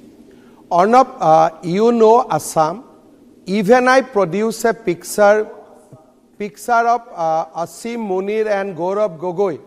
Congress is not going to lose a single vote because whomever the vote, the section of people who vote for Gaurav Gogoi or Rahul Gandhi in Assam, in any case they will vote only Congress. From that press conference, neither I will gain 1 vote, neither I will lose 1 vote. But you have said some amazing things. Yes. You said that you think that Gaurav Gogoi visited Pakistan on an invitation from the ISI.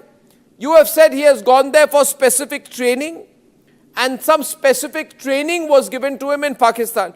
Arnab, these are national security allegations, yes, sir. Yes. Arnab, today, Gaurav Gogoi did a press conference. I do not know whether you know it or no. Do not know it. He has amplified my allegation. My allegation was that he got a visa for Lahore. Then next day when he arrived Lahore, Ministry of Interior Pakistan issued a letter that he can come to Karachi and Islamabad. But there was no visa for Rawalpindi. Today, in the press conference, he says that he went to Taxila, that is in Rawalpindi district. थोड़े में ज़्यादा स्वाद ये तो है इसकी खास बात। वाओ मामा, क्या स्वाद है? अरे मेरे राजा। रानी, इस घर में कुछ है जो टूटता नहीं। ये पिलर कभी नहीं टूटेगा। रुंगटा स्टील TMT से बना। रुंगटा नहीं तो घर स्ट्रॉन्ग नहीं। रुंगटा स्टील TMT बार एकदम। From Asia's largest news headquarters, setting the agenda for Bharat.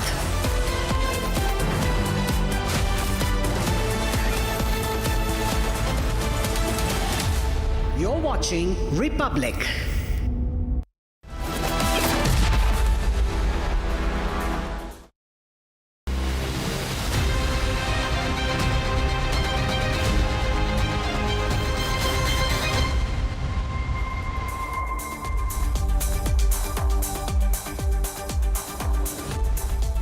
Good evening, viewers. You're watching 6 Stories at 6 and I am Rakshita Mishra with you.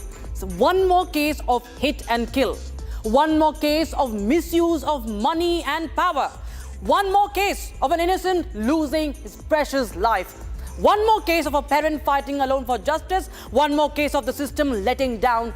We bring you this case coming in from Delhi's Dwarka. 23-year-old is killed because a teen brat was speeding his car, all for making a reel, and he escapes the system as well. Story number 2 on 6 Stories at 6, viewers. Another case of civic apathy that claims a life. After NCR, an uncovered and unmarked pit in Kerala's Idukki led to the death of a 27-year-old.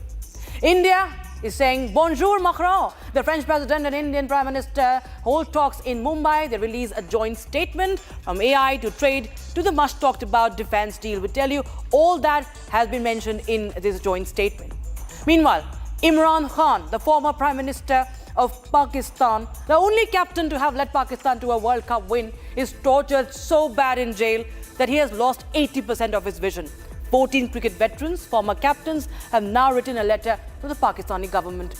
Nearly 203 kilograms of narcotics have been recovered in a joint operation by the Indian Coast Guard and the Gujarat ATS. 2 Iranian nationals have also been arrested. We'll tell you the details. And we also get you Tariq Rahman swearing in ceremony, what he said, and not to miss the statement by Yunus, the outgoing head of the government. He provokes on the 7 sisters again. Let's start with the case of the 23-year-old Sahil being killed. It's in the national capital that a 23-year-old is killed in a horrific crash in Dwarka. But it's not some accident, viewers. It's craze for reels, the rules that are bent, and the license given to minors, the system letting these criminals escape punishment, and then setting an example that in this country you can get away. And the cost of a human life is so cheap. The case, in this case, viewers, the accused is a 17-year-old who was driving the SUV without a license. The killer brat was shooting a reel. For a reel, he sped his car so fast that he killed innocent Sahil. And what's worse is that he gets bail from the Juvenile Justice Board. Why? Because he has to appear for his Class 10 board examination. The victim's mother, a single parent, is now pleading for justice. She said this was not just an accident, it is the result of reckless privilege. It is the system. Watch this report. Yet another life crushed under reckless wheels. 23-year-old Sahil Dhanishra was killed in a devastating road crash in Dwarka on the 3rd of February.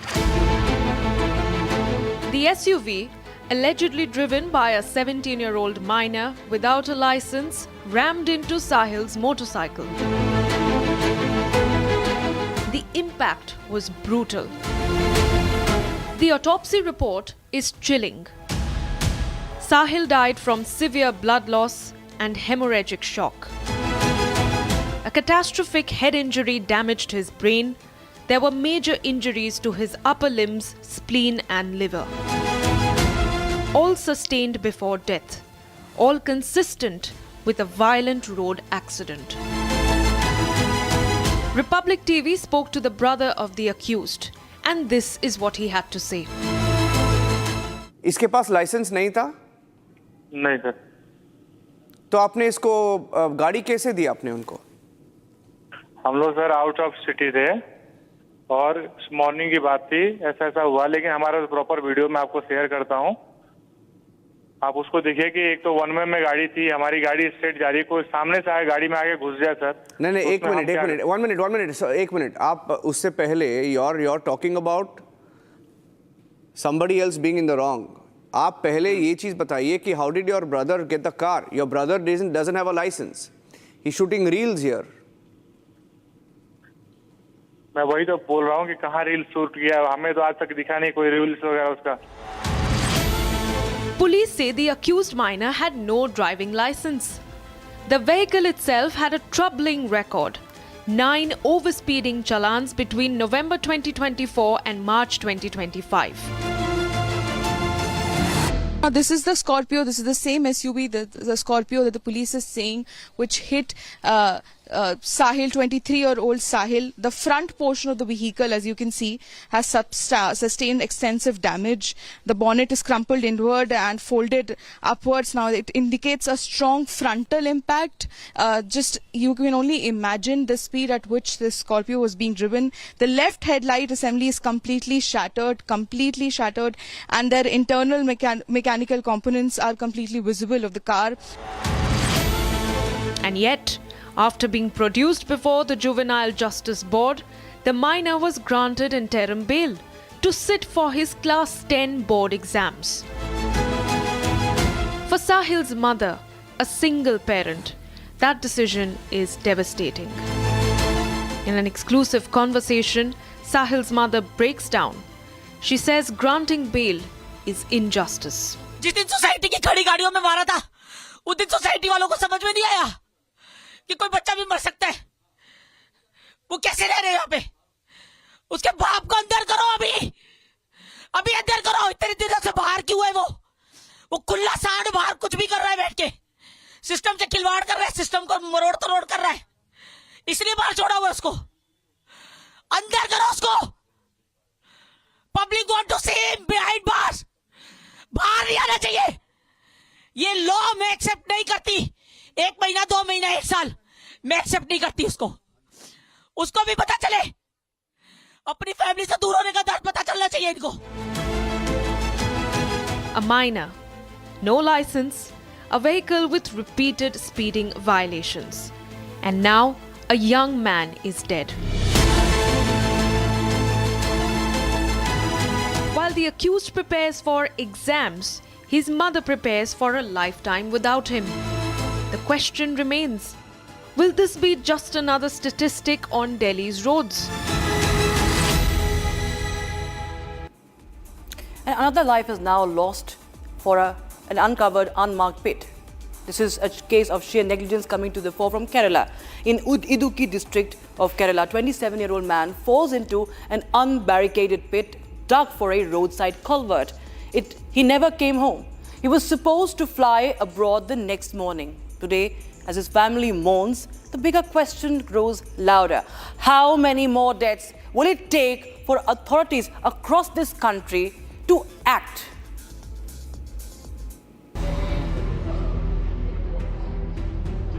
A deadly fall, a life cut short. 27-year-old Chase Benny was riding home near Muthalakoda in Thiruvananthapuram on Monday night when his bike plunged into an open pit dug for culvert construction. No barricades, no warning signs. Chase, who had been working in Malta, was scheduled to return the next morning. Instead, he was rushed to a private hospital where the doctors declared him dead. Anger is mounting because this is not an isolated tragedy. It was just yesterday that in Noida, a 4-year-old boy drowned in an open temple pond. And just days earlier, again in Noida, tech professional Yuvraj Mehta lost his life when his car plunged into a water-filled pit.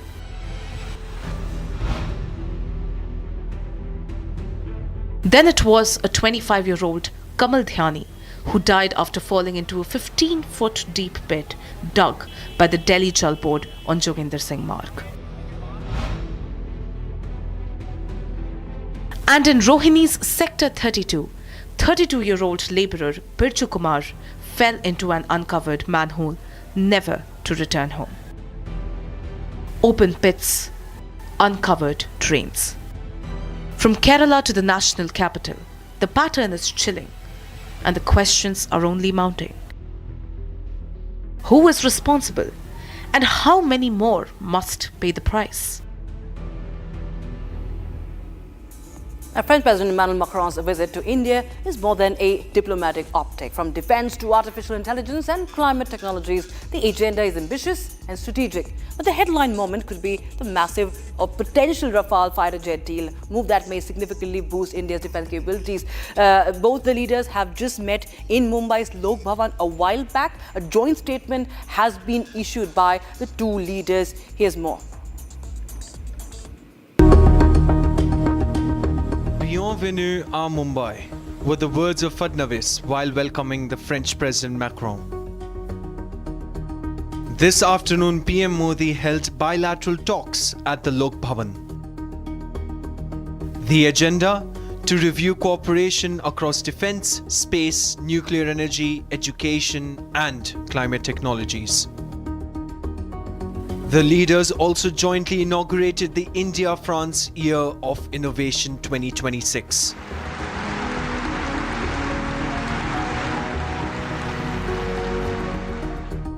Bharat और France के संबंध बहुत ही विशेष है। France Bharat के सबसे पुराने strategic partners में से एक है और प्रेसिडेंट मैक्रो के साथ मिलकर हमने इस स्ट्रेटेजिक पार्टनरशिप को अभूतपूर्व गहराई और ऊर्जा दी है। The leaders also exchanged views on regional and global issues with the backdrop of cooperation in air and maritime domains. जो हेलीकॉप्टर्स के लिए जो फाइनल असेंबली लाइन जो टाटा एडवांस्ड कंपनी जो है वो मिलकर भारत फ्रांस के साथ कर रही है, या फिर जो फिफ्थ जनरेशन के जो फाइटर जेट्स हैं उनके लिए जो इंजन्स हैं उनकी नई सोच, उनके लिए ऐसे कई जो क्षेत्र है जहाँ पर हम मिलकर भारत के साथ काम कर रहे हैं, जहाँ पर हम टेक्नोलॉजी ट्रांसफर में विश्वास करते हैं और जैसा कि आपने चाहा है हमने वैसा ही करने का प्रयास किया है। और हम दोनों ही जो है जो रणनीतिक स्वायत्ता है उसमें विश्वास करते हैं। Macron also paid tribute to the people who lost their lives to the infamous 26/11 attack. The visit comes amid plans to deepen cooperation in artificial intelligence and emerging technologies. But all eyes are on the mother of all fighter jet deals, the Rafale deal.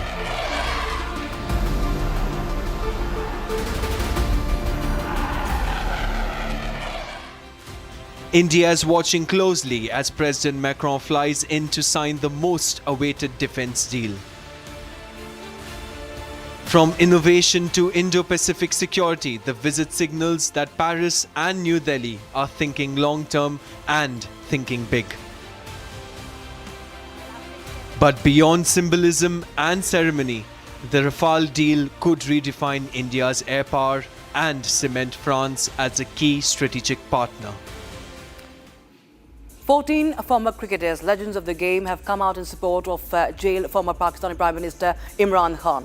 The 14 ex-captains, including Sunil Gavaskar and Kapil Dev of India, have signed a petition urging the Pakistani government and Prime Minister Shehbaz Sharif for medical care for the 73-year-old. The former captains have showed their concerns with the incarceration conditions that Imran Khan is living in, saying that Imran Khan deserves to be treated with dignity. Here's more. Imran Khan, former Prime Minister of Pakistan, is in jail since August 2023. Since then, many reports suggest Imran Khan's mistreatment in jail and the jail conditions itself. Hot and humid room with insects, mosquitoes, Imran Khan suffering from food poisoning 2 to 3 times. In the latest, a blood clot in his right eye, causing severe damage, him losing 85% of vision in the right eye. Protests have taken place in Pakistan, but now the voices are growing louder. A total of 14 former international cricketing stars coming in support of Imran Khan, appealing the Pakistan government and Shehbaz Sharif to provide immediate and adequate medical attention to the former Prime Minister. It urges authorities for humane and dignified conditions during Imran Khan's detention in line with international standards. Requesting the Pakistani government to allow regular visits by close family members. Not just health, but the petition also urges fair and transparent access to legal processes. The petition says our shared history on the field reminds us that rivalry ends when the stumps are drawn and respect endures. The letter says Imran Khan remains one of the finest all-rounders and captains the sport has ever seen, earning respect from players, fans and administrators alike. Signatories of the letter include cricketing stars including Padam Bhushan Sunil Gavaskar and Kapil Dev, Michael Atherton, Alan Border and others. The Indian Coast Guard and Gujarat Anti-Terrorist Squad have made a significant drug bust, seizing over 200 kilograms of suspected narcotics from a foreign speedboat near the international maritime boundary line. Acting on precise intelligence, the Coast Guard intercepted the vessel, finding 2 suspected Iranian nationals on board. Here are details.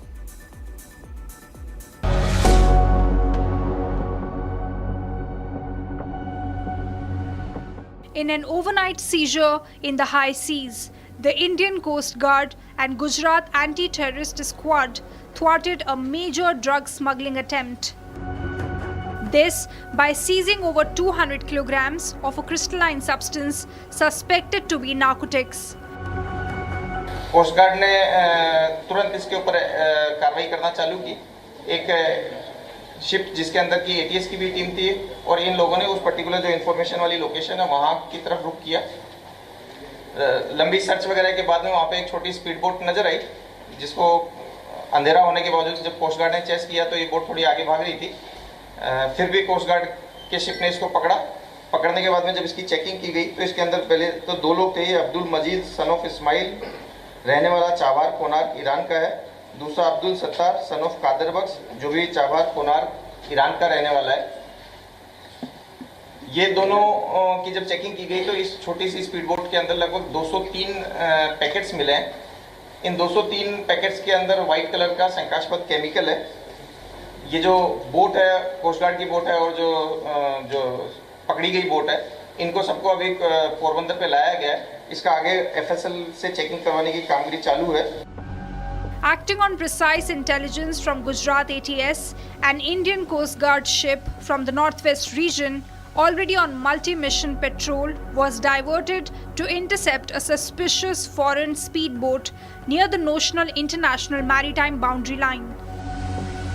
In a major anti-smuggling operation jointly by Gujarat Anti-Terrorism Squad and Indian Coast Guard, an Iranian boat was intercepted within the limits of Indian waters near the international maritime border, to be very precise, 140 nautical miles away from the Porbandar port. Let me tell you, around 203 kgs of suspected narcotics-related chemical was seized from this boat, and 2 residents from Iran, namely Abdul Mazid and Abdul Sattar, were also on board. They are now detained by the Gujarat ATS and brought to the coast station of Porbandar, wherein further Forensic Science Laboratory, that is FSL, have initiated further investigation of the seized substance.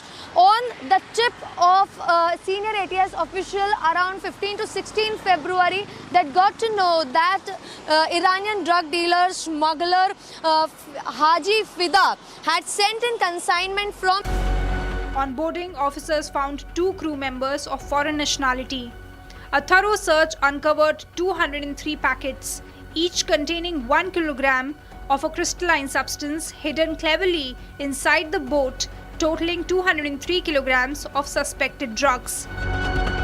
The apprehended boat and suspects were escorted to Porbandar port for detailed investigation and chemical analysis.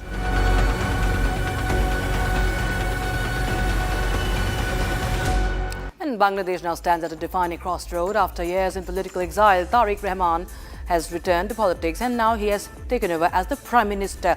Following a sweeping mandate in the parliamentary elections, Rahman and all newly elected BNP MPs took oath at the National Parliament in Dhaka. It marks the end of the interim administration led by Muhammad Yunus and the beginning of what could be Bangladesh's most consequential political chapter in decades. We bring you what Tariq Rahman said as he takes oath as the first male Prime Minister of Bangladesh in 30 years and also what the outgoing leader Yunus has to say.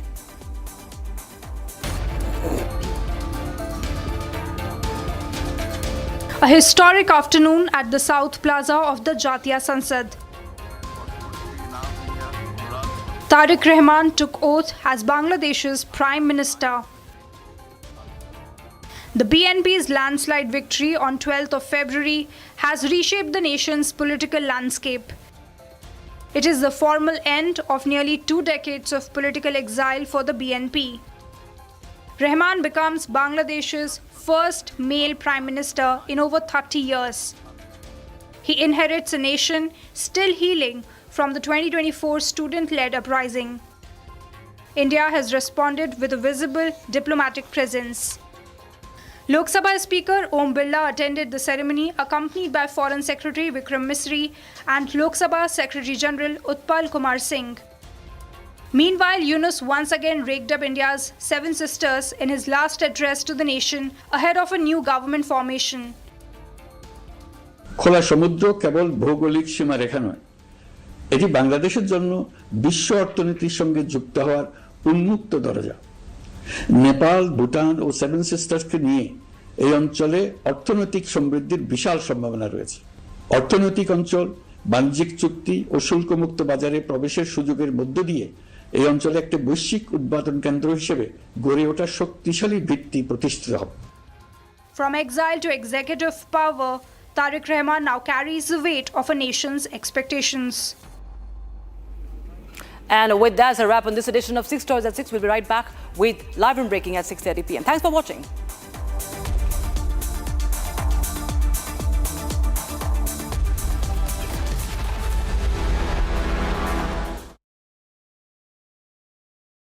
थोड़े में ज्यादा स्वाद यही तो है इसकी खास बात। वाओ मामा क्या स्वाद है। अरे मेरे राजा मसाला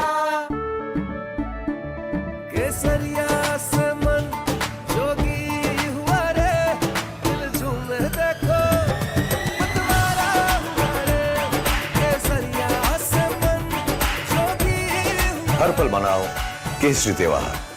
विमल बोलो जुबान केसरी। अब छोलिया हो या लोबिया, सफेद चने या काले चने, सब कुछ मजेदार बने। MDH की देगी मिर्च, देगी मिर्च का तड़का, अंग अंग फड़का। MDH की देगी मिर्च।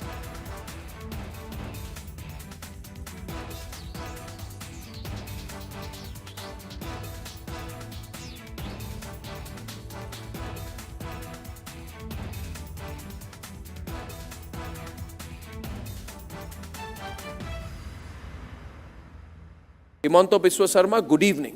Good evening. And everyone across the countries watched your press conference yesterday. Yes. Now, you see, now that you've done the press conference, you've made some very, very damning allegations against Gaurav Gogoi. Yes. Are you doing it? First question, let's have it out of the way. Are you doing this because you're facing a huge test in your political career with the Assam elections coming up and he's the person Rahul Gandhi is putting up against you? Arnab, you know Assam. Even I produce a picture of Asim Munir and Gaurav Gogoi.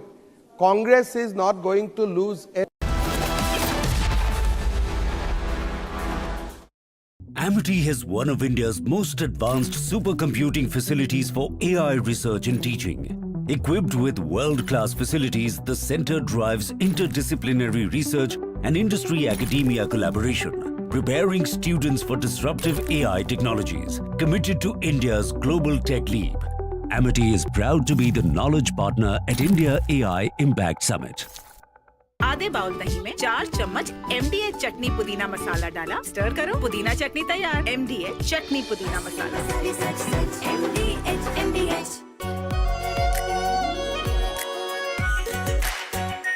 Are pure shahi paneer masala, delicious, healthy everyday. थोड़े में ज्यादा स्वाद, ये तो है इसकी खास बात। वाओ मामा, क्या स्वाद है। अरे मेरे राजा। I am absolutely fed up, like you are, I'm sure, with the U-turns of the BCCI and the ICC and cricket politics. And I feel bad, like every citizen of India does, that these people, because they want to make some money over cricket, are ready to compromise the nation. Terrible. Pakistan has taken another magnificent U-turn in its decision to not play, not play, not play, not play, keep changing its mind, ladies and gentlemen. First they say they stand with Bangladesh, then they said we stand with them so much that we don't participate in the World Cup. Then they put Shehbaz Sharif in front and he said we've taken a clear decision not to play cricket with India because we are backing Bangladesh. Listen to what Shehbaz Sharif said.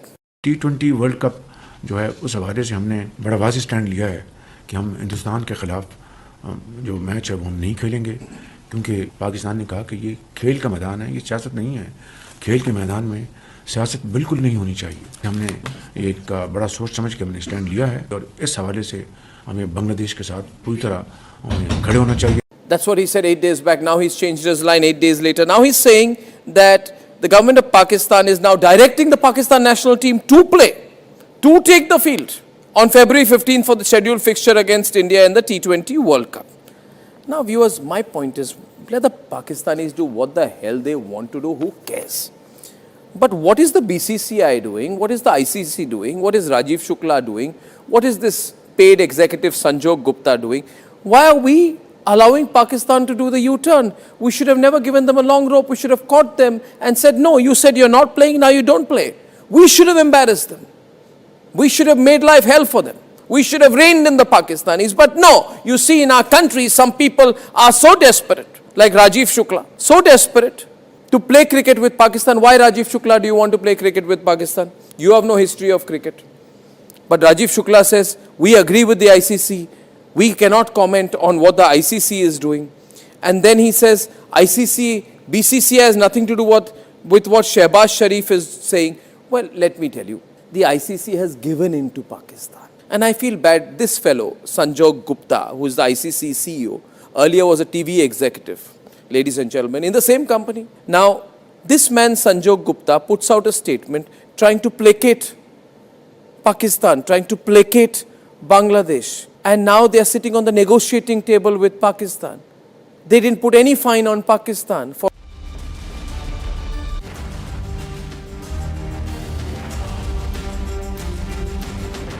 An entire lobby wanted to stall this project, 80,000 crore worth car Nicobar project, which has finally been given the green signal by the NGT.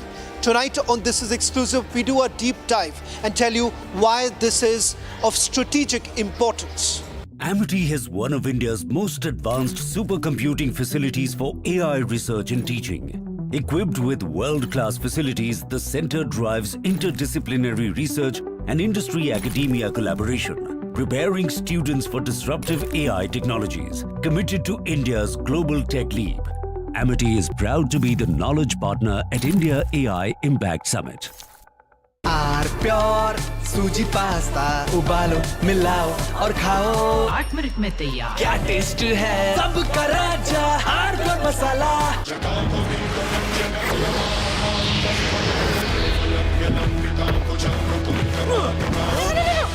मेरी chimney टूट जाएगी। What are you doing? रानी, इस घर में कुछ है जो टूटता नहीं। ये पिलर कभी नहीं टूटेगा। रुंगटा स्टील TMT से बना। रुंगटा नहीं तो घर स्ट्रॉन्ग नहीं। रुंगटा स्टील TMT बार एकदम सॉलिड। दादी के हाथों का जादू और खुशबू से महकता घर, माँ की मुस्कुराहट और खाने की सुगंध। MDH गरम मसाला, क्योंकि हर रिश्ता है स्वाद से जुड़ा। ये है सीक्रेट रेसिपी MDH का जीरा सिर्फ जलजीरा मसाला।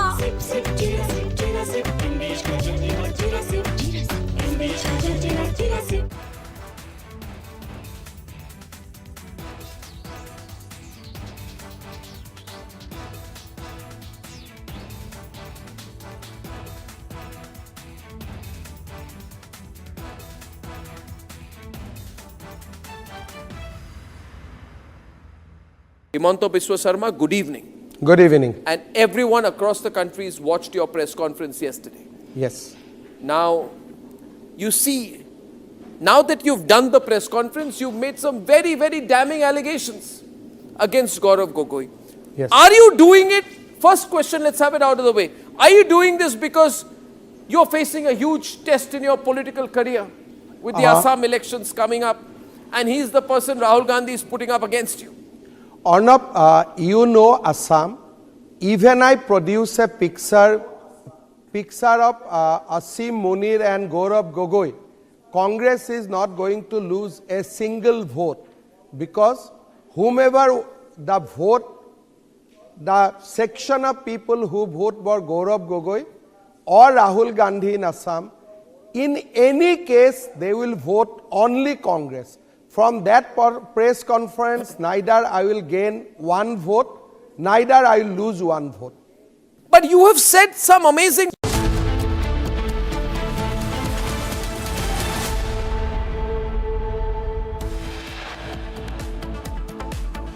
India-France issue joint statement after delegation-level talks launch H-125 chopper assembly line in Karnataka.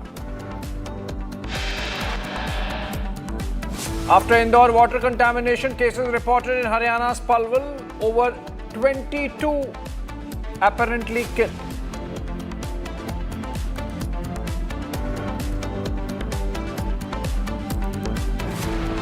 Major churn in Assam Congress ahead of elections. Leaders from Congress and AIUDF set to join Assam Gun Parishad.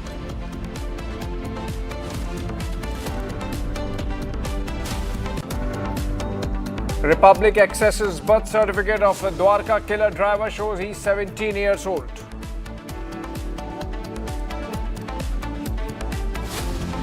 Sunil Gavaskar, Kapil Dev among 14 legends write to Pakistan government, urge immediate medical care for Imran Khan.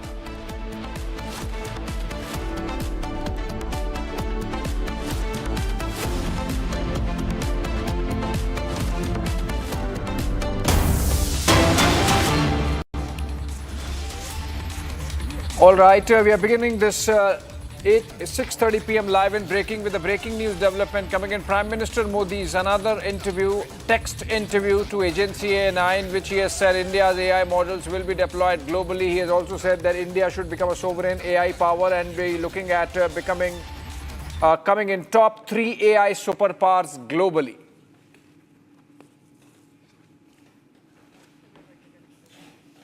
Okay, that's Prime Minister's interview ahead of the AI summit. In fact, Ishita is joining us live from Bharat Mandapam. Okay, let's go to Ishita live from Bharat Mandapam. And Ishita, Prime Minister there in an interview has said that we have vision to see India among the top 3 global superpowers. When it comes to AI, he has also called artificial intelligence a technology which brings humanity at a civilizational inflection point. You are there at Bharat Mandapam, which is seeing the AI Global Summit for the first time being held in Global South for the first time in India. Are you getting a sense that Prime Minister's priorities are getting reflected on the ground?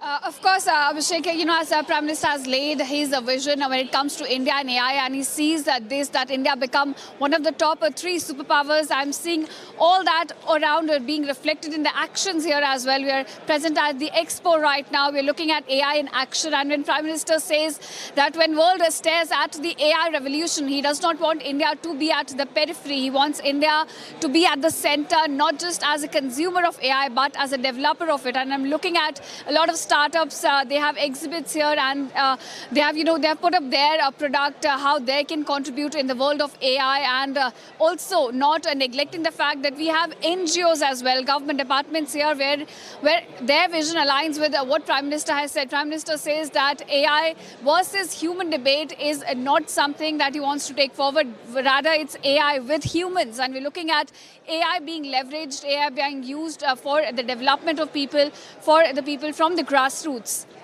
So that vision of Prime Minister being realized, in fact, right here, Prime Minister says that there are 3 pillars. He talks about inclusivity, sovereignty and innovation. Now, when we talk about sovereignty in the sector of AI, we have to have our own data sets, own models and own computes. And there are a lot of startups who have come here who are essentially building up infrastructure in India, retaining India's data, of course, which is the currency now, and also building their own computes. Computes is something that's very expensive in the world of AI, but government has been supporting these small startups as well with that, and we spoke to some of them, and they help us realize that how under India's AI big mission, government has been funding these computes for these startups, which helps them to build infrastructure and further. Tech capital, which is also one of the key innovation hubs in India, with a vision, personal commitment and nurturing by our 2 leaders. The long-standing strategic partnership between the 2 nations has been growing vibrantly. The roadmap for cooperation till the year 2047 laid down by the 2 leaders has a central focus on technology and innovation. The India-France Year of Innovation 2026 is a significant milestone in this roadmap. Excellencies, earlier during the day, we have had extremely interactive and meaningful discussions in 4 panels.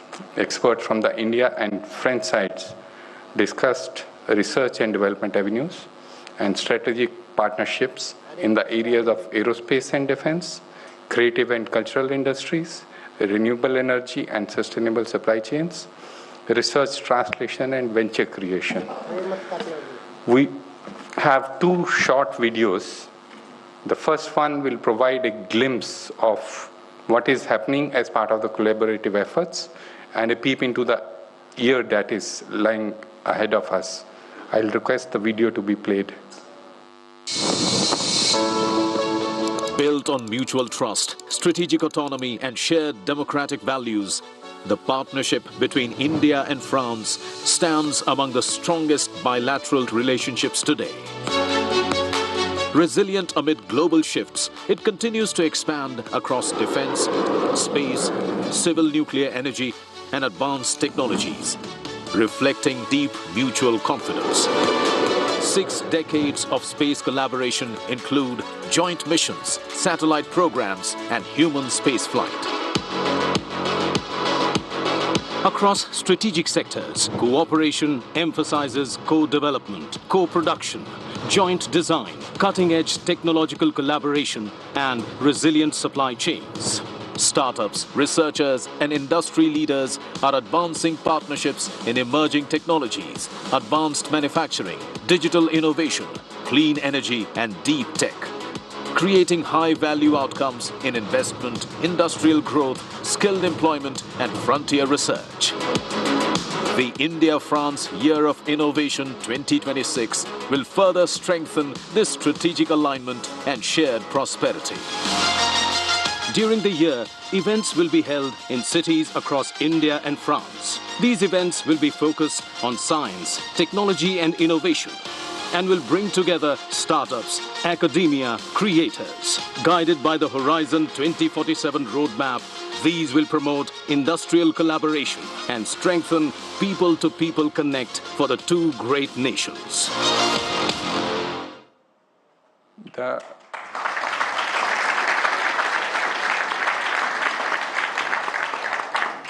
The second video is on the new India-France Innovation Network, which is also being launched as we play the video. I'll request the video to be played. Innovation takes center stage. When 2 nations unite, technology has no boundaries. India and France partner to create a world of innovation. Presenting the Indo-French Innovation Network, a digital platform, government-backed and industry-led.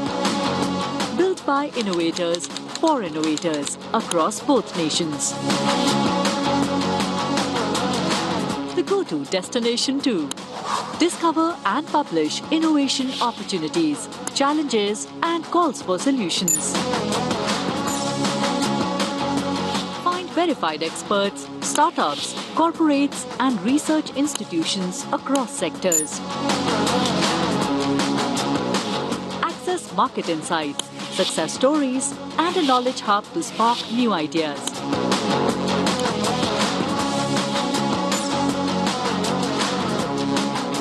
Follow the latest programs, events, and bilateral innovation news. Powered by AI with Smart Search, a virtual assistant, and personalized.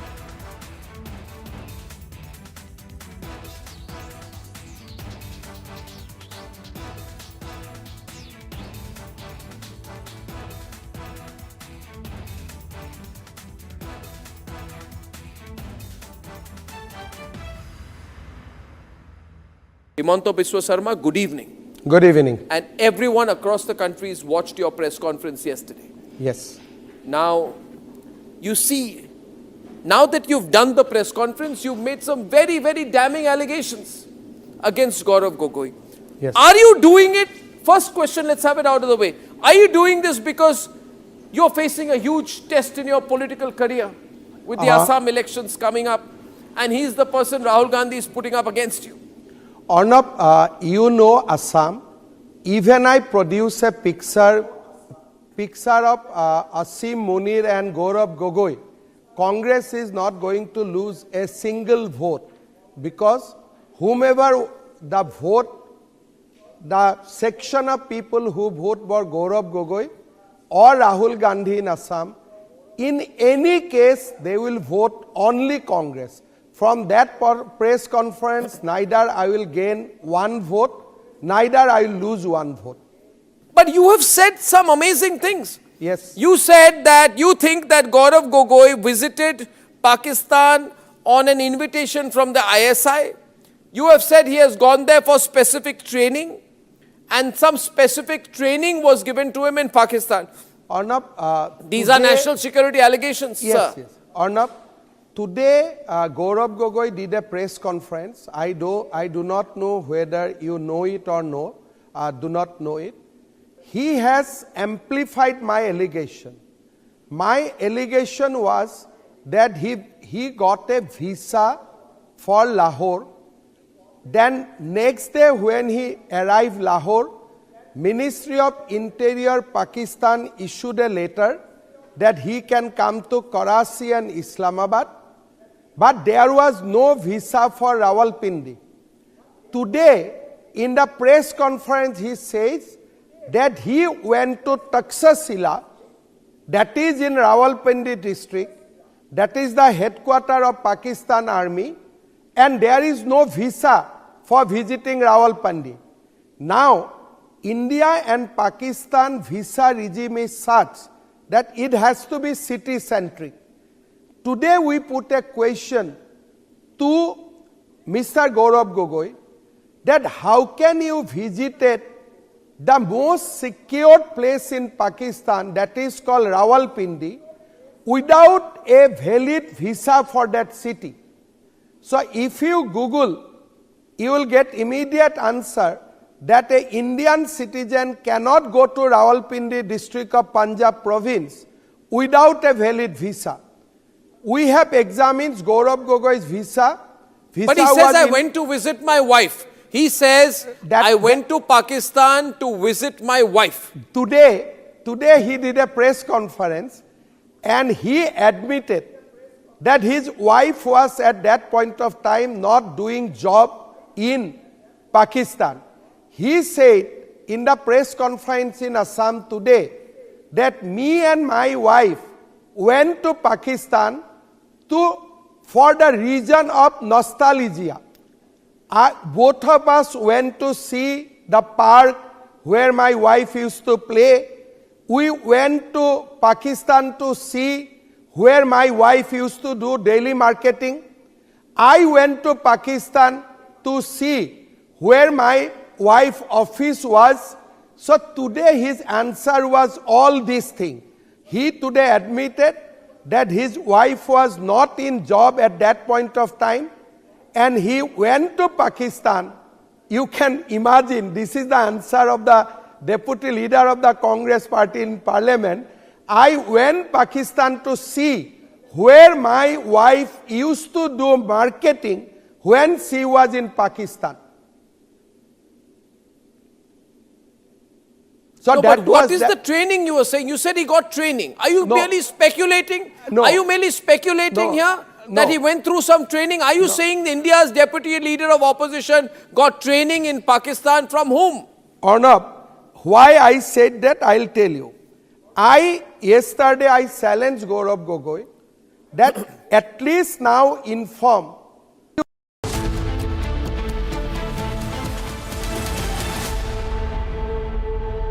relies on countless joint projects. In the field of defense, France is a steadfast partner of Make in India. Our high-level cooperation allows us to develop next-generation engines, multi-role helicopters, advanced combat aircraft, submarines, etc., etc. And I want to thank you warmly for the extraordinary confidence you've placed in this partnership. And this is not just a defense contract, and a series of defense contracts. We speak about what a sovereign alliance is. Two great nations choosing each other on land, at sea, and in the sky, not by default, but by conviction. And our cooperation is also crucial in the space sector. The development of the Trishna satellite shows what we can achieve when scientific excellence and industrial expertise are brought together. Thanks to this innovation, we will be able to better monitor and understand climate change. And we do want to do much more in these sectors, defense, space, because especially space is a great sector in order to better understand our planet, to better monitor, obviously, communications, our defense activities and our sovereignty, but a better understanding of climate change. And I want to compliment here our scientists, labs and so on, working closely together in these sectors, especially when some others are withdrawing their effort. Addressing climate change also means transforming the way we produce energy. France is supporting India's ambition to expand its access to decarbonized energy through large power reactors as well as small modular reactors. This year, we will develop a series of very important projects in this field. We launched 8 years ago together the Solar Alliance initiative, working very well, by the way. We have a lot of civilian nuclear initiatives here in the country. We will develop this year, Airbus will develop a demonstrator for the production of sustainable aviation fuel, helping to accelerate the decarbonization of air transport in India. And I could mention a series of different initiatives like this one to illustrate the strengths and the depths of this partnership. Our partnership is also guided by a shared conviction that innovation is not just about major technological breakthrough, but also about the common good, about improving everyday life, about making it healthier and safer. This is the ambition behind initiatives such as the Farm to Plate project, led by the French Institute in Pondichéry with the Villavet Group.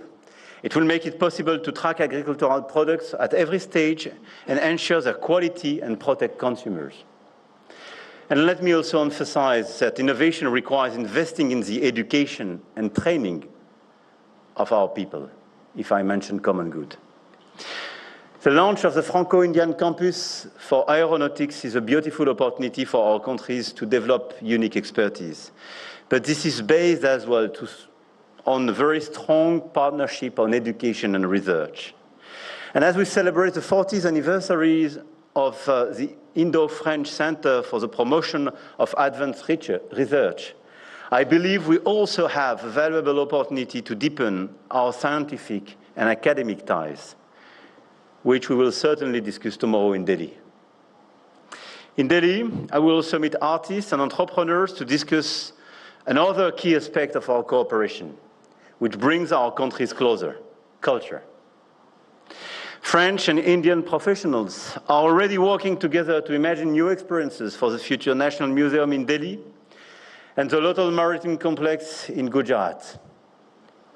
And through Villa Swagatam, and soon our partnership with the Serendipity Foundation to the Arts, we will create new opportunities for artists to connect and create. I spend time with musicians, actors, producers today. I will spend time tomorrow with key players of our cultural links. And I can tell you that we have a series of unique opportunities to create value together, but to convey as well our stories to the rest of the world and advocate for a certain vision of this world based on cooperation and mutual respect. Across all the sectors I mentioned, from defense to space, from health to culture, artificial intelligence plays a central role, enabling us to push the boundaries of innovation. AI holds the promise of improving pandemic prediction, transforming agriculture, opening new possibilities for artistic creations. In a few moments, an AI-generated work will be projected into the gateway of India as part of a production by the Grand Palais Immersif, a leading French institution in digital content and innovative immersive experiences. And this is just one of the many examples of AI's potential, a potential that France and India are determined to explore, but not without safeguards, not without carefully considering its consequences, to respect artists, to respect our children and teenagers, and to protect our democracies. This is the path we are striving to create together, an AI that is powerful, profitable, but also safe, inclusive, secure, and democratic. With this ambition, dear Narendra, we co-chaired the AI Action Summit in Paris last year and established a framework for our bilateral cooperation in these technologies, the Indo-French roadmap for AI.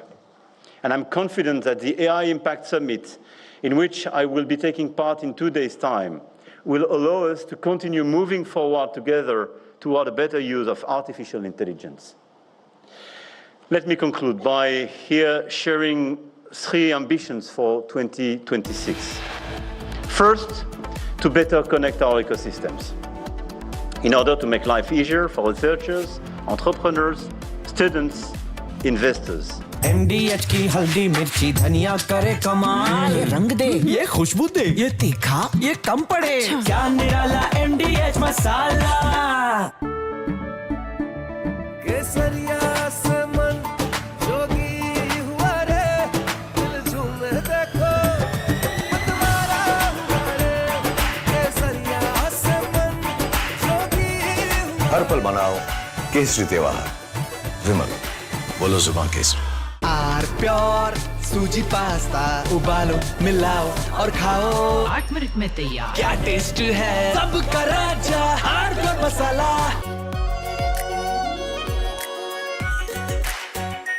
Are pure shahi paneer masala, delicious, healthy, everyday. I am absolutely fed up, like you are, I'm sure, with the U-turns of the BCCI and the ICC and cricket politics. And I feel bad, like every citizen of India does, that these people, because they want to make some money over cricket, are ready to compromise the nation.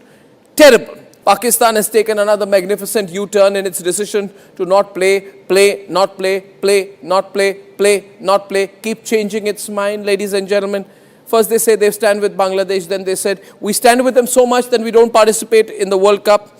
Then they put Shehbaz Sharif in front and he said we've taken a clear decision not to play cricket with India because we are backing Bangladesh. Listen to what Shehbaz Sharif said. T20 world cup जो है उस हवाले से हमने बड़ा वाज़ेह stand लिया है कि हम हिंदुस्तान के ख़िलाफ़ जो मैच है वो हम नहीं खेलेंगे क्योंकि पाकिस्तान ने कहा कि ये खेल का मैदान है, ये सियासत नहीं है। खेल के मैदान में सियासत बिल्कुल नहीं होनी चाहिए। हमने एक बड़ा सोच समझ के हमने स्टैंड लिया है और इस हवाले से हमें बांग्लादेश के साथ पूरी तरह खड़े होना चाहिए। That's what he said 8 days back. Now he's changed his line 8 days later. Now he's saying that the government of Pakistan is now directing the Pakistan national team to play, to take the field on February 15th for the scheduled fixture against India in the T20 World Cup. Now viewers, my point is, let the Pakistanis do what the hell they want to do, who cares? But what is the BCCI doing? What is the ICC doing? What is Rajiv Shukla doing? What is this paid executive Sanjog Gupta doing? Why are we allowing Pakistan to do the U-turn? We should have never given them a long rope. We should have caught them and said, no, you said you're not playing, now you don't play. We should have embarrassed them. We should have made life hell for them. We should have reined in the Pakistanis. But no, you see in our country, some people are so desperate, like Rajiv Shukla, so desperate to play cricket with Pakistan. Why, Rajiv Shukla, do you want to play cricket with Pakistan? You have no history of cricket. But Rajiv Shukla says, we agree with the ICC. We cannot comment on what the ICC is doing. And then he says, ICC, BCCI has nothing to do with what Shehbaz Sharif is saying. Well, let me tell you, the ICC has given in to Pakistan. And I feel bad, this fellow, Sanjog Gupta, who is the ICC CEO, earlier was a TV executive, ladies and gentlemen, in the same company. Now, this man, Sanjog Gupta, puts out a statement trying to placate Pakistan, trying to placate Bangladesh. And now they are sitting on the negotiating table with Pakistan.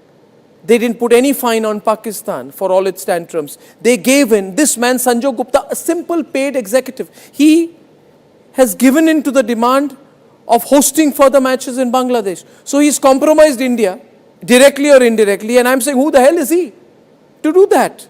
Who allowed him to do that? Even the demand that Bangladesh must receive its full ICC revenue share has been agreed to, even when Bangladesh did not play the game. So Bangladesh used Pakistan as a linchpin to pressurize India, and a paid executive called Sanjog Gupta agreed on India's behalf. And why am I saying India? Because ICC is controlled by BCCI, there's no difference.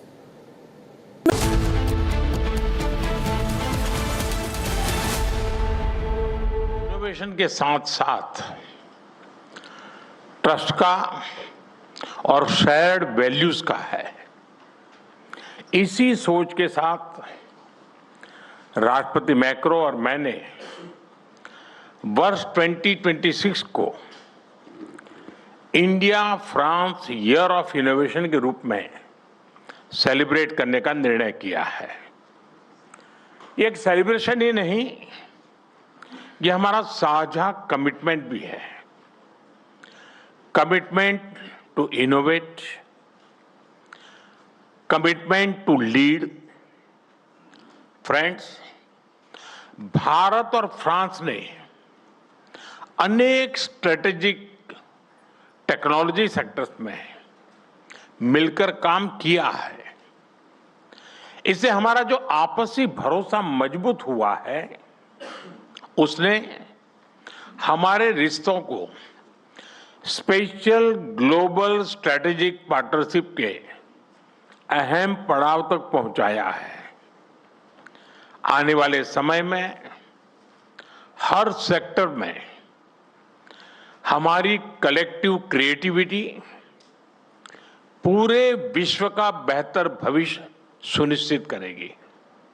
Friend, Bharat अपनी हजारों वर्षों की यात्रा में maths, medicine, metallurgy और architecture जैसे अनेक क्षेत्रों में मानव कल्याण के लिए इनोवेट करता रहा है।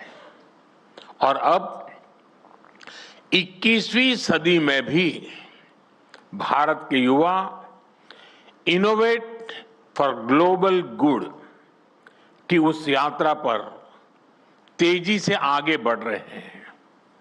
आप देखिए, भारत के वाइब्रेंट स्टार्टअप इकोसिस्टम से लेकर के हमारी वर्ल्ड क्लास रिसर्च लैब्स तक एक नया कैन डू ऑप्टिमिज्म उभर रहा है। स्टार्टअप इंडिया प्रोग्राम से एक दशक में ही भारत दुनिया का तीसरा सबसे बड़ा स्टार्टअप इकोसिस्टम बन चुका है। 2014 में भारत में जहां सिर्फ 4 यूनिकॉर्न थे, आज भारत में 120 से अधिक यूनिकॉर्न्स हैं।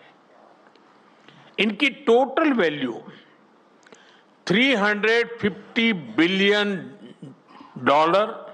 से अधिक या लगभग 300 बिलियन यूरो है। आज दुनिया की करीब करीब हर बड़ी टेक्नोलॉजी कंपनी भारत के स्टार्टअप, भारत के इनोवेशन से किसी न किसी रूप में जुड़ी हुई है। फ्रेंड्स, बीते एक दशक में हमने स्कूलों से लेकर इंडस्ट्रीज तक इनोवेशन के लिए एक कंड्यूसिव इकोसिस्टम तैयार किया है। स्कूलों में अटल टिंकरिंग लैब से लेकर मेंटरशिप, स्कॉलरशिप और स्टार्टअप कैपिटल तक आज एक सशक्त नेटवर्क मौजूद है। आज भारत दुनिया के सबसे बड़े हैकाथॉन इकोसिस्टम्स में से एक है। यहां प्राइवेट सेक्टर की रिसर्च इनोवेशन स्कीम के जरिए सीधा सपोर्ट मिल रहा है। स्टार्टअप इंडिया 2.0 से डीप टेक इनोवेशन के लिए कैपिटल मोबिलाइजेशन किया जा रहा है। फ्रेंड, हमारा अटल इनोवेशन मिशन आने वाली 24 फरवरी को एक दशक पूरा करेगा और इतने ही समय में ये दुनिया के सबसे बड़े ग्रास रूट्स इनोवेशन मिशन में से एक बन चुका है। हमारी 10,000 से ज्यादा टिंकरिंग लैब्स आज 1 करोड़ से ज्यादा स्टूडेंट इनोवेटर्स के साथ काम कर रही है। इस मिशन से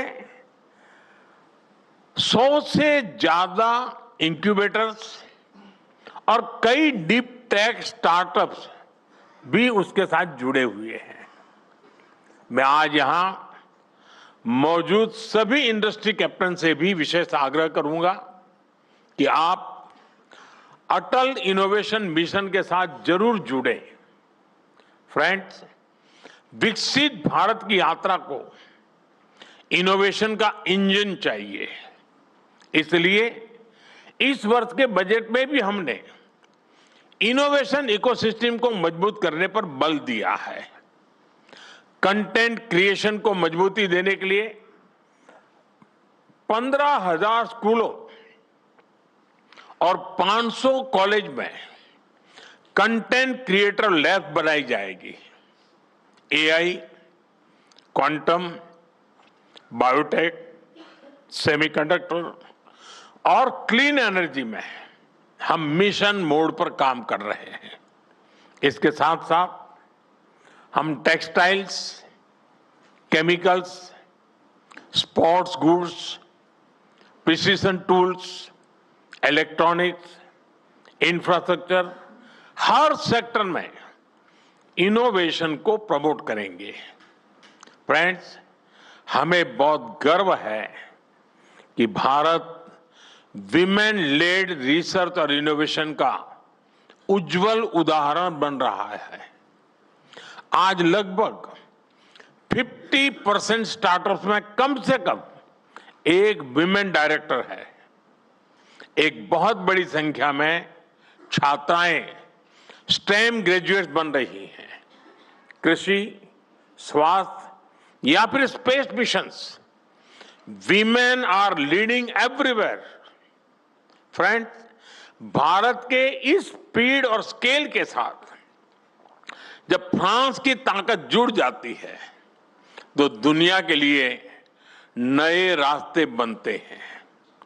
आज भी यहां दोनों देशों के बेस्ट माइंड्स एक साथ आए हैं। आज दोनों देश एक दूसरे के टैलेंट का खुले दिल से स्वागत कर रहे हैं। फ्रांस ने 2030 तक 30,000 भारतीय स्टूडेंट्स का स्वागत करने का लक्ष्य रखा है। ये यंग एनर्जी और यंग माइंड्स के तालमेल का एक बेहतरीन प्रयास है। फ्रेंड, साल 2026 भारत फ्रांस संबंधों के लिए एक अति विशेष वर्ष है। इसमें पीपल टू पीपल एक्सचेंज और गहरे होंगे। इंडस्ट्री टू इंडस्ट्री पार्टनरशिप का विस्तार होगा। आज हम जैसे भारत में जुटे हैं, उसी तरह जून 2026 में फ्रांस में भारत इनोवेट्स 2026 के तहत हम भारत के बेहतरीन टेक स्टार्टअप दुनिया के सामने रखेंगे, जो हेल्थ, क्लाइमेट, सिक्योरिटी जैसे ग्लोबल चैलेंजेस के समाधान बना रहे हैं।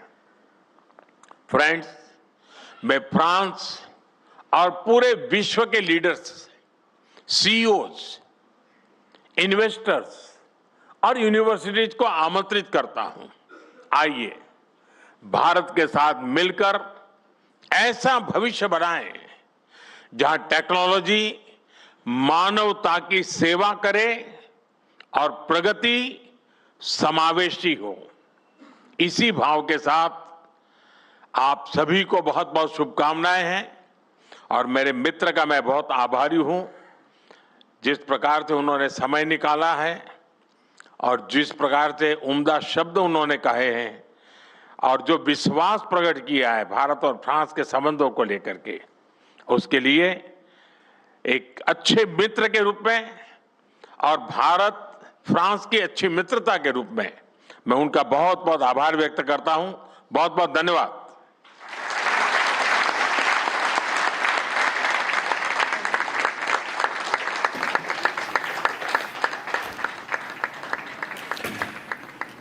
Prime Minister Modi and French President Emmanuel Macron essentially calling the relationship between India and France as a relationship of partnership, a partnership which has only strengthened over a period of time. Prime Minister Modi once again highlighting how things have essentially changed for both the countries on various counts, be it artificial intelligence or, for that matter, deepening defense ties.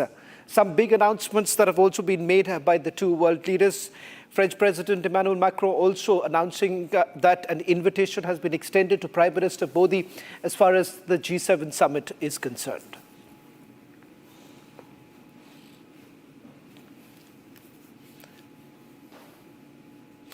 Ladies and gentlemen, tonight on This Is Exclusive, we come to you with a very special story. It's about India's southernmost frontier, which has been at the center of a high-stakes debate over development and conservation. The National Green Tribunal, in fact, has upheld the environmental clearance for the ambitious Great Nicobar Holistic Development Project. Now, in its ruling, the tribunal said that there was absolutely no good ground to interfere, effectively clearing a major legal hurdle for the project to move forward. Envisioned as a strategic game changer, this project will effectively open up new opportunities for India's maritime future. Republic, the only channel with an exclusive ground report, brings you a peek inside this project. What does this mean for India's maritime security? And more importantly, what kind of opportunities really come up with this Great Nicobar project?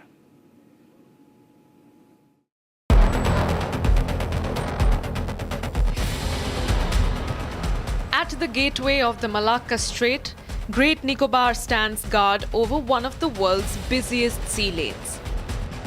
An infrastructure project worth nearly 80,000 crore rupees is poised to redefine India's maritime future. Today we are here at the southernmost frontier of India. This is Campbell Bay in Great Nicobar Island. Down south, 70 kilometers from here, is Indira Point, the southernmost tip of India. Government of India has big plans for this island. Andaman Nicobar द्वीप समूह में जो हमारे यशस्वी प्रधानमंत्री Narendra Modi ji GNI project जो लेकर आ रहे हैं, लगभग इनिशियल स्टेज में 72,000 करोड़ का ये प्रोजेक्ट है और कंप्लीट होते होते ये 1 लाख करोड़ तक पहुंचेगा. Conceived by Niti Aayog in 2021, the project includes a port, dual-use airport, township, and a 450 MVA solar and gas power plant. The region is just 90 nautical miles from Indonesia's Sumatra, giving India a direct line to one of the busiest maritime trade routes, that is the Malacca Strait. मैं Campbell बे का निवासी होने के नाते मैं पुनः एक बार जरूर यही कहूंगा कि कैम्बल बे में सेटलर हो नॉन सेटलर हो, इसको कोई भी विरोध नहीं कर रहा है और जल्दी से जल्दी इसको बनाने के लिए सब बोल रहे हैं और उनका ये भी एक इंतजार है कि कब यहाँ पे ये काम शुरू होगा और कब हमें कोई रोजगार का अपॉर्चुनिटी मिले, कुछ कमाने के लिए कुछ रास्ता बने। तो इसके लिए वो ईगरली वेट कर रहे हैं, बहुत ही इच्छुक हैं कि ये कब शुरू होने वाला है। तो इसलिए मैं पूरे GNA ग्रेट निकोबार आइलैंड के पूरे तमाम लोगों की ओर से मैं यही कहना चाहूंगा सरकार को भी कि जितना जल्दी हो सकता है इस प्रोजेक्ट को शुरू किया जाए। मैं खुशनसीबी सोचता हूँ और गवर्नमेंट को भी इस चीज़ के लिए धन्यवाद देना चाहता हूँ कि इस छोटे से द्वीप, जो इस आइलैंड को कोई नहीं जानता था, जो भारत का अंतिम छोर है हमारा ग्रेट निकोबार आइलैंड, बहुत ही हमारा सुंदर सा एक छोटा सा द्वीप है।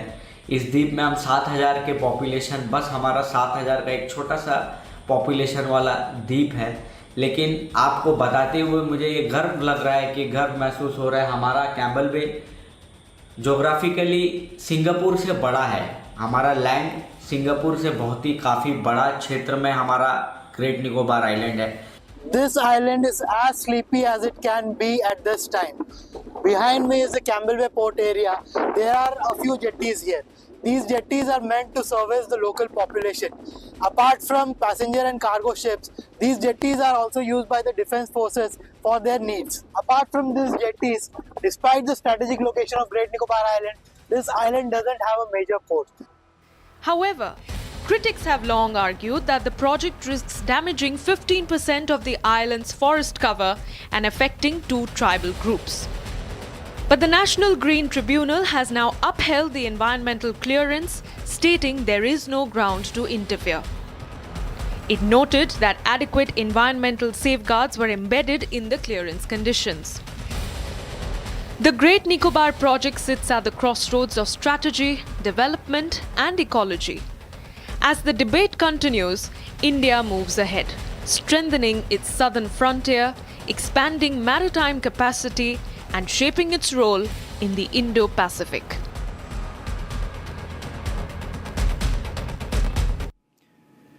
Well, from the maritime security standpoint, what does this NGT decision really mean? How does this really protect us? And why it is of great geopolitical significance? This particular area, I'm just going to quickly take you some of the points which essentially indicates the strategic positioning of this place. It is located just next to the western entrance of the Malacca Strait.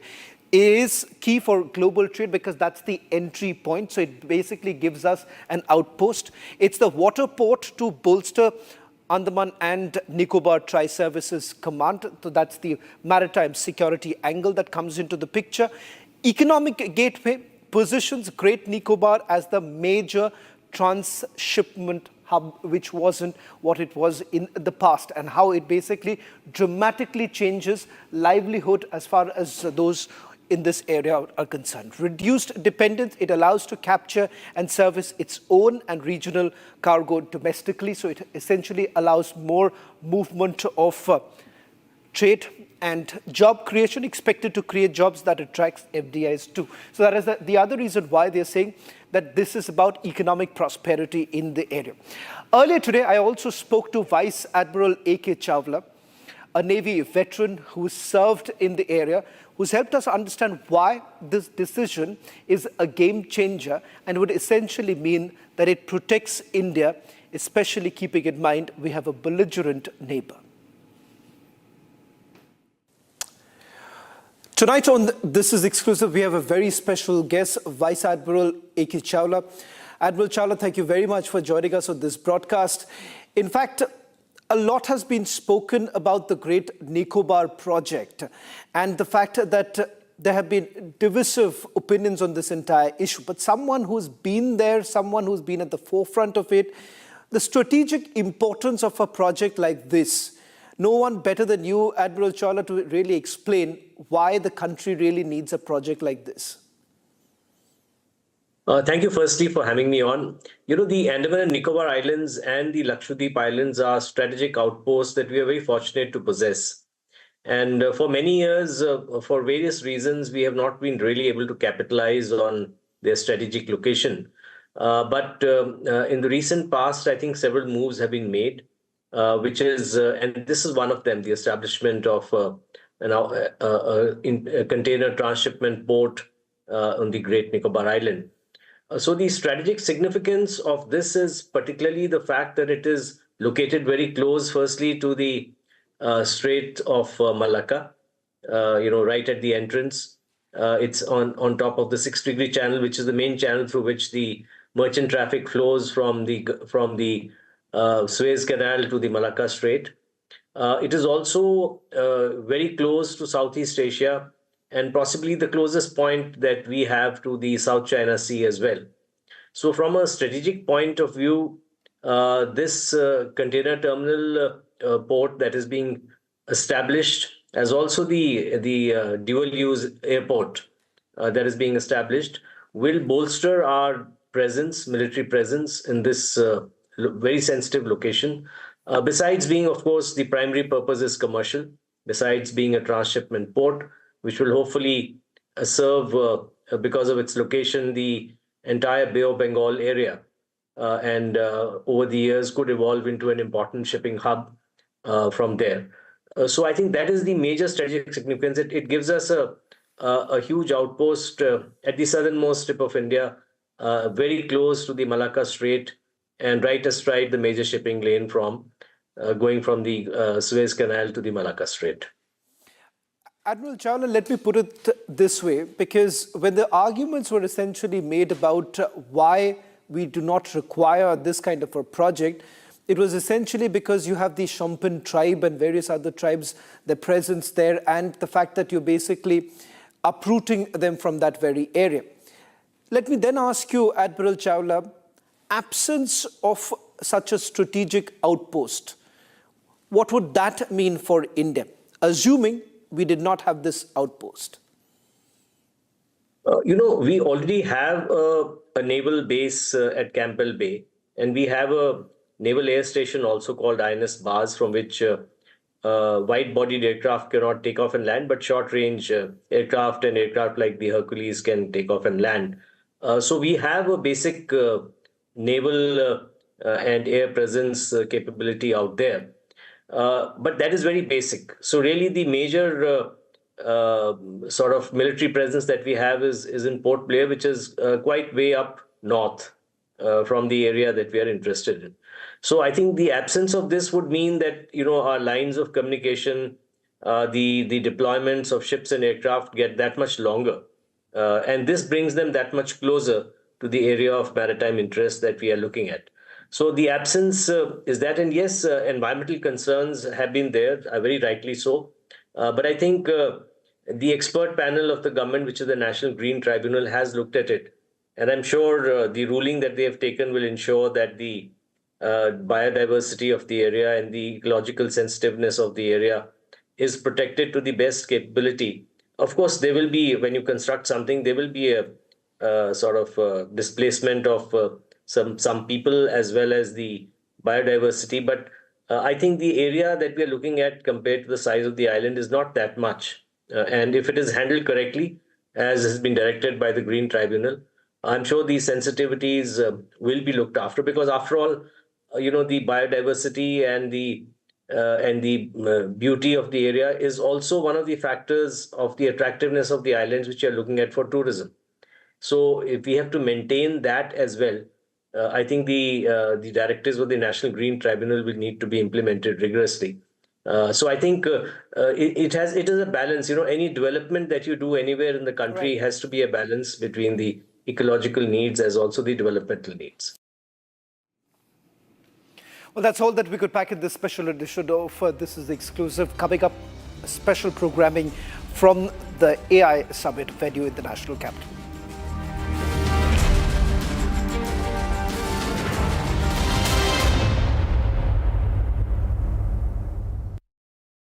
I am absolutely fed up, like you are, I'm sure, with the U-turns of the BCCI and the ICC and cricket politics. And I feel bad, like every citizen of India does, that these people, because they want to make some money over cricket, are ready to compromise the nation. Terrible. Pakistan has taken another magnificent U-turn in its decision to not play, not play, keep changing its mind, ladies and gentlemen. First they say they stand with Bangladesh, then they said we stand with them so much that we don't participate in the World Cup. Then they put Shehbaz Sharif in front And he said, we've taken a clear decision not to play cricket with India because we are backing Bangladesh. Listen to what Shehbaz Sharif said. T20 world cup जो है उस हवाले से हमने बड़ा वाज़ेह stand लिया है कि हम हिंदुस्तान के ख़िलाफ़ जो मैच है वो हम नहीं खेलेंगे, क्योंकि पाकिस्तान ने कहा कि ये खेल का मैदान है, ये सियासत नहीं है। खेल के मैदान में सियासत बिल्कुल नहीं होनी चाहिए। हमने एक बड़ा सोच समझ के हमने स्टैंड लिया है और इस हवाले से हमें बांग्लादेश के साथ पूरी तरह खड़े होना चाहिए। That's what he said 8 days back. Now he's changed his line 8 days later. Now he's saying that the government of Pakistan is now directing the Pakistan national team to play, to take the field on February 15 for the scheduled fixture against India in the T20 World Cup. Now viewers, my point is, let the Pakistanis do what the hell they want to do, who cares? But what is the BCCI doing? What is the ICC doing? What is Rajiv Shukla doing? What is this paid executive Sanjog Gupta doing? Why are we allowing Pakistan to do the U-turn? We should have never given them a long rope. We should have caught them and said, no, you said you're not playing, now you don't play. We should have embarrassed them. We should have made life hell for them. We should have reined in the Pakistanis. But no, you see in our country, some people are so desperate, like Rajiv Shukla, so desperate to play cricket with Pakistan. Why, Rajiv Shukla, do you want to play cricket with Pakistan? You have no history of cricket. But Rajiv Shukla says, we agree with the ICC. We cannot comment on what the ICC is doing. And then he says, BCCI has nothing to do with what Shehbaz Sharif is saying. Well, let me tell you, the ICC has given in to Pakistan. And I feel bad, this fellow, Sanjog Gupta, who is the ICC CEO, earlier was a TV executive, ladies and gentlemen, in the same company. Now, this man, Sanjog Gupta, puts out a statement trying to placate Pakistan, trying to placate Bangladesh. And now they are sitting on the negotiating table with Pakistan.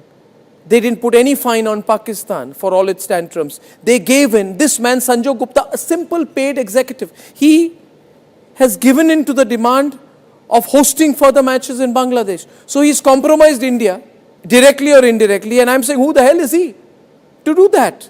Who allowed him to do that? Even the demand that Bangladesh must receive its full ICC revenue share has been agreed to, even when Bangladesh did not play the game. So Bangladesh used Pakistan as a linchpin to pressurize India, and a paid executive called Sanjog Gupta agreed on India's behalf. And why am I saying India? Because ICC is controlled by BCCI, there's no difference. Ladies and gentlemen, this is crazy. Who is this man? How did he become, has ICC become the new SARC? Is ICC the governing body of South Asia? Has this cricket body ICC been given the rights to compromise India? How is cricket politics been allowed to compromise national interest? A terrorist nation tried to use cricket as leverage to pressurize India, and ICC, a man called Sanjog Gupta of ICC, puts out a placatory statement.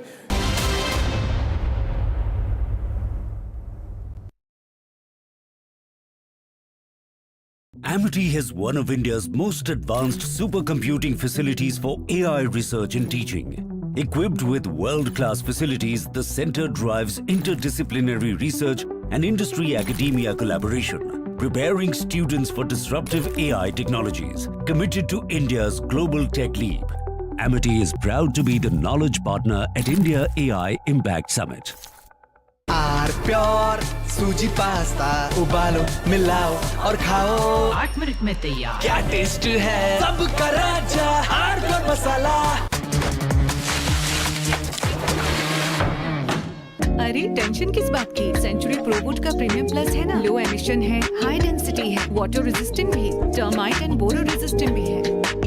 यानी ये है जहां no tension वहां। Premium plus by century prowood. ये है secret recipe MDH का जीरा SIP जल जीरा मसाला। सिप सिप जीरा सिप जीरा सिप MDH का जल जीरा सिप जीरा सिप MDH का जल जीरा सिप। मुस्कुराए लड़खड़ाए जिंदगी चाहे जो भी हो। सर, पेशेंट के लिए कौन सा रूम प्रेफर करेंगे आप? जिंदगी भर के प्यार का कोई रेट कार्ड नहीं होता। Tata AIG health insurance, with you like family, with you always. MDH की हल्दी मिर्ची धनिया करे कमाल, ये रंग दे, ये खुशबू दे, ये तीखा, ये कम पड़े, क्या निराला MDH masala.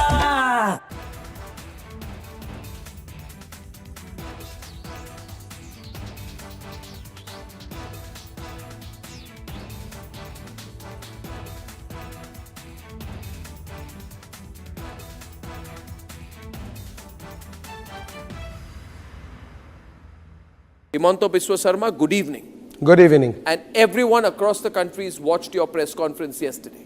Yes. Now, you see, now that you've done the press conference, you've made some very, very damning allegations against Gaurav Gogoi. Yes. Are you doing it?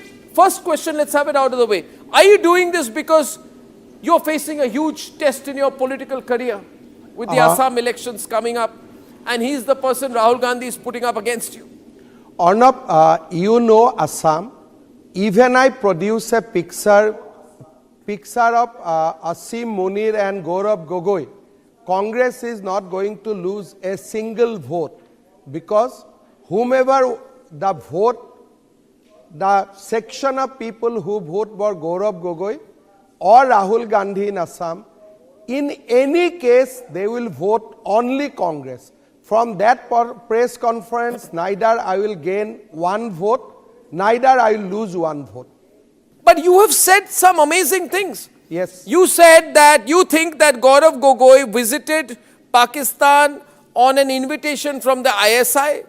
You have said he has gone there for specific training, and some specific training was given to him in Pakistan. Arnab, these are national security allegations, yes, sir. Yes. Arnab, today Gaurav Gogoi did a press conference. I do not know whether you know it or no. Do not know it. He has amplified my allegation. My allegation was that he got a visa for Lahore. Then next day when he arrived Lahore, Ministry of Interior Pakistan issued a letter that India AI Impact Summit, a global summit on artificial intelligence, first to be hosted by India from the Global South, underway right now at Bharat Mandapam. Now, top tech CEOs, policy makers, heads of states all have arrived at this spot to discuss the future of AI with a focus on people, progress and planet. So what is the discussion all about? We'll get you all the details at 7:30 with me, Ishita Mitra, on Republic TV. Amity has one of India's most advanced supercomputing facilities for AI research and teaching.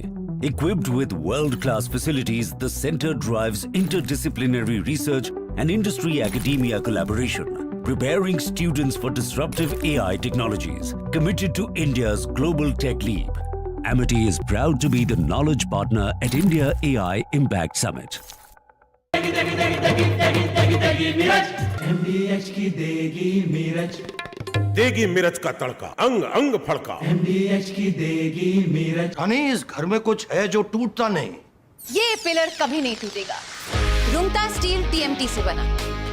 Rungta नहीं तो घर strong नहीं। Rungta steel TMT bar एकदम solid.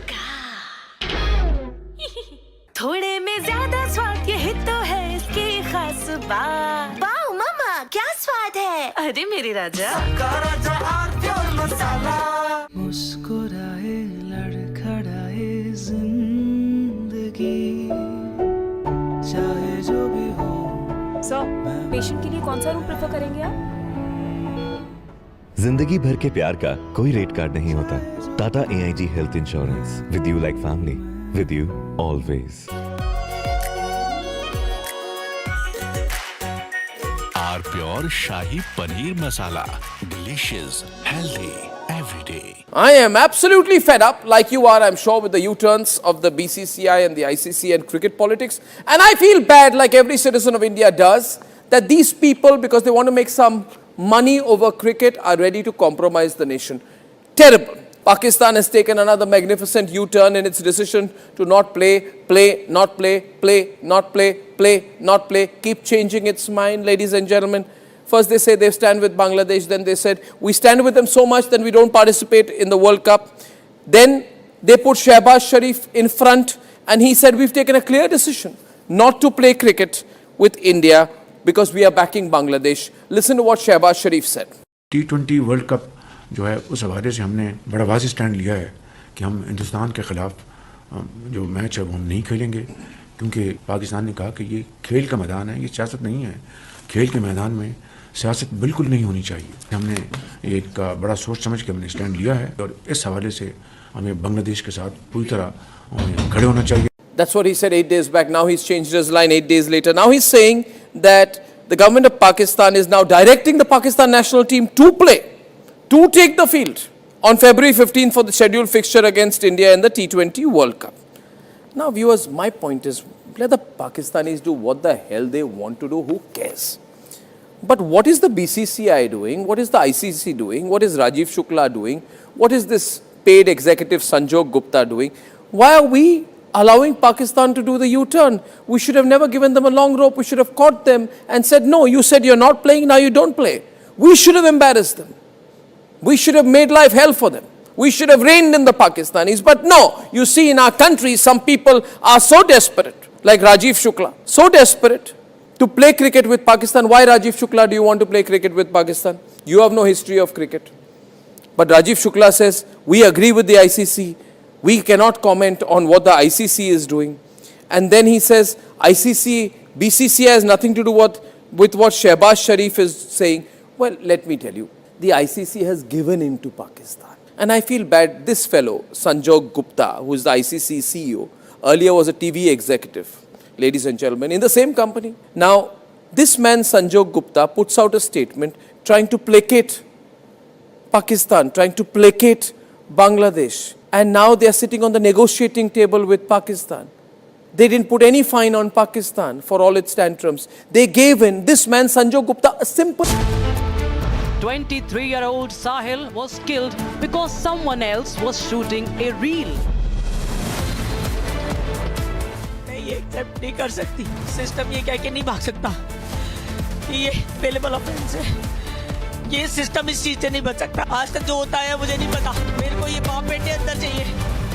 Reels, the new pandemic or Knobs debate at 9 p.m.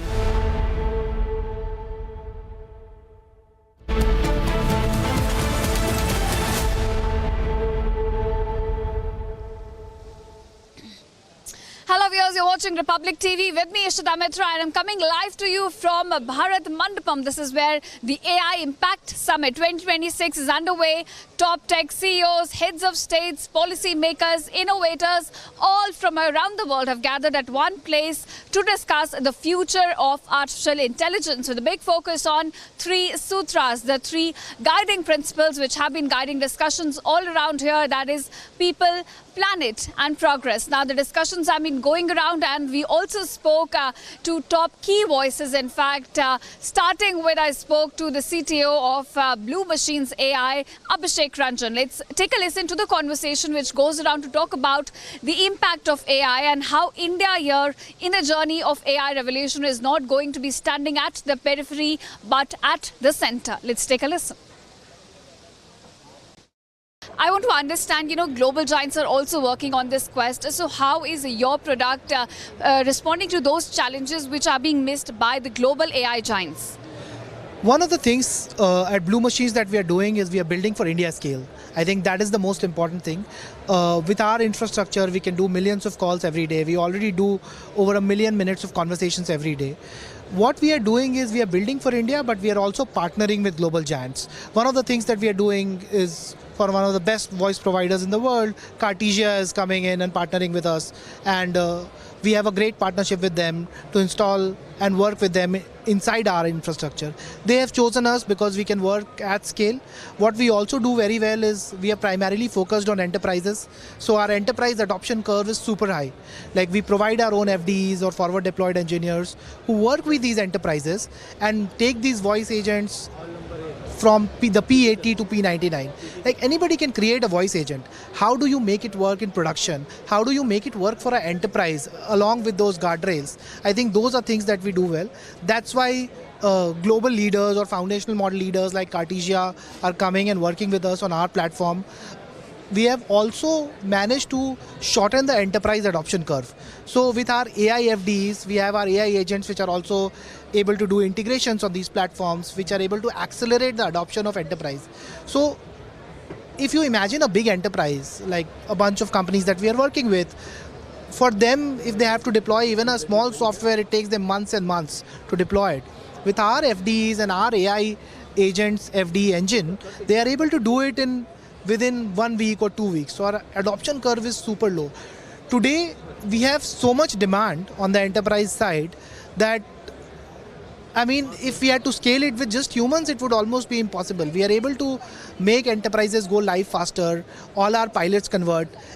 All the customers that you see today on our platform, none of them are like pilot customers who have done a small amount of work. These are all customers that have gone live. These are customers who are renewing with us and working with us.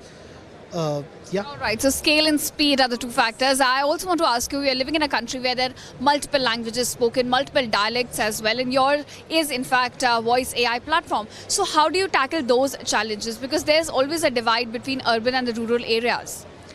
So when we started building out this voice AI platform, there were two main challenges that we wanted to solve. One was the challenge of scale, like how do you solve it for India's scale? And that is a challenge that we have solved very well today. As I said, we do 1 million calls every day. Almost we have done 20 to 30 million calls that have happened today on our platform. What we have also done is solve for these dialects and turn taking. Like when we started doing our calls, there were a lot of things where we have our Indian, just like the Indian nod, right? I mean, when you're talking on a conversation, you would say things like, okay. It doesn't mean the other person has to stop. A lot of AIs would just stop and wait for you to say the next thing. We have solved for that. We have our own turn-taking model that sort of understands when you have stopped speaking, when you mean to speak. It takes your acoustic patterns into account. We have also solved for dialects, like things which mean something in UP means something very different in Karnataka versus means something very different in Maharashtra. Yeah, that's a very peculiar problem, but that's a very consistent one as well. Yeah, so some of the cases that we were solving for, like recently we were trying to work with a retail company which was trying to call shopkeepers and understand if they wanted more inventory. Now when people were trying to talk to them, somebody said in one of the calls that put to something of a product. Now the way the person said it means very different in Maharashtra versus it means very different in UP. How do we solve for that? So we have our own engine that sort of corrects, adds context to the speech. The LLM is fine-tuned to understand these different dialects. So these are all things that we are building. With this, we are not just getting accuracy, we are also trying to move the needle on the enterprise adoption side of it.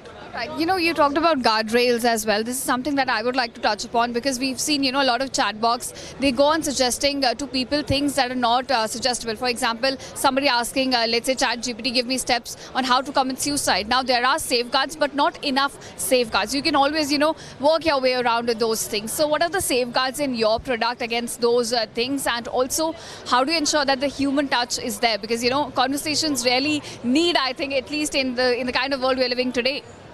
Yeah, I think guardrails are the most important. Guardrails and compliance are something that we have built from the bottoms up. They were the most important thing for us.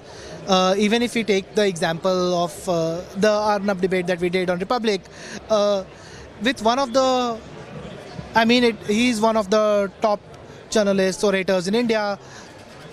He tried to break the guardrails. The AI stuck to what it was trying to do. That's what we want to build inside our system. We have our own guardrails engine where you can create your policies. We have a lot of inbuilt policies because for enterprises it's very important. We are working in regulated industries like SEBI, RBI. So we have all these policies set up into our systems already. So it will never mis-sell, upsell. It will never deviate from the core task that is given to it. All these are part of our guardrails engine. I think that makes it special. Since we have a lot of these inbuilt into our systems, like once you try to create an agent on our system, you can just select follow the SEBI guardrails and it will follow all that. So that makes it super good. And now, viewers, India is in a transition stage. It is moving from the journey of digital revolution towards the journey of AI revolution. And in that journey, India is not just consuming AI, but also developing AI products. And on this, I spoke to Devdas Sen, who is the CEO of TCG Digital. Take a listen. We're present at the India AI Impact Summit 2026 and I'm being joined by Devdas Sen. He's the CEO of TCG Digital, a company that's one of India's only, in fact, product AI company. So, sir, you've traveled all the way from New York for the summit in New Delhi. What is the atmosphere you're picking up from around? Oh, it's absolutely brilliant. I mean, there's so much of energy out here. It's the era of AI. Everybody's talking about AI. AI is everywhere. And somebody said it's the century of India. And you really feel it happening out here. It's just so incredible. So many people, so many products, so much of innovation. All right, so stimulating atmosphere around. And I want to ask you, because we're talking about a global summit, how do you assess India's stage when it comes to AI, your assessment, because you're a crucial player from the AI industry? Look at us. So we've built the product in India, and the product is getting used at very, very large companies all around the world. The largest oil company uses it, the largest gas company uses it, the largest university uses it. I'm talking about largest in various sectors around the world. The largest sports association uses it. So we make in India and the world takes it now.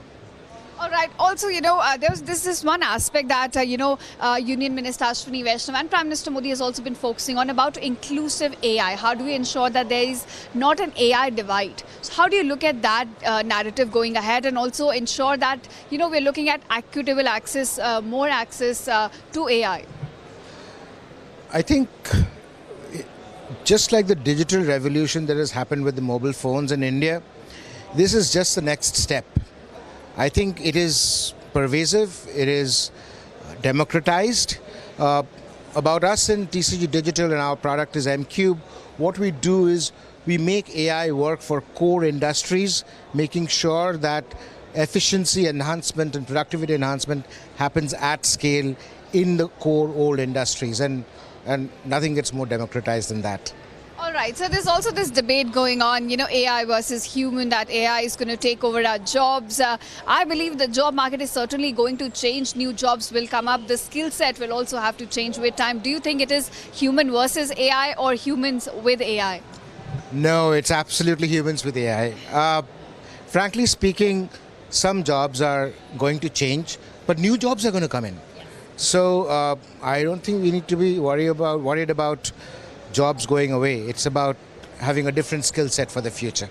All right, your one message from India AI Impact Summit to anyone who's watching this? It's the era of AI and the century of India.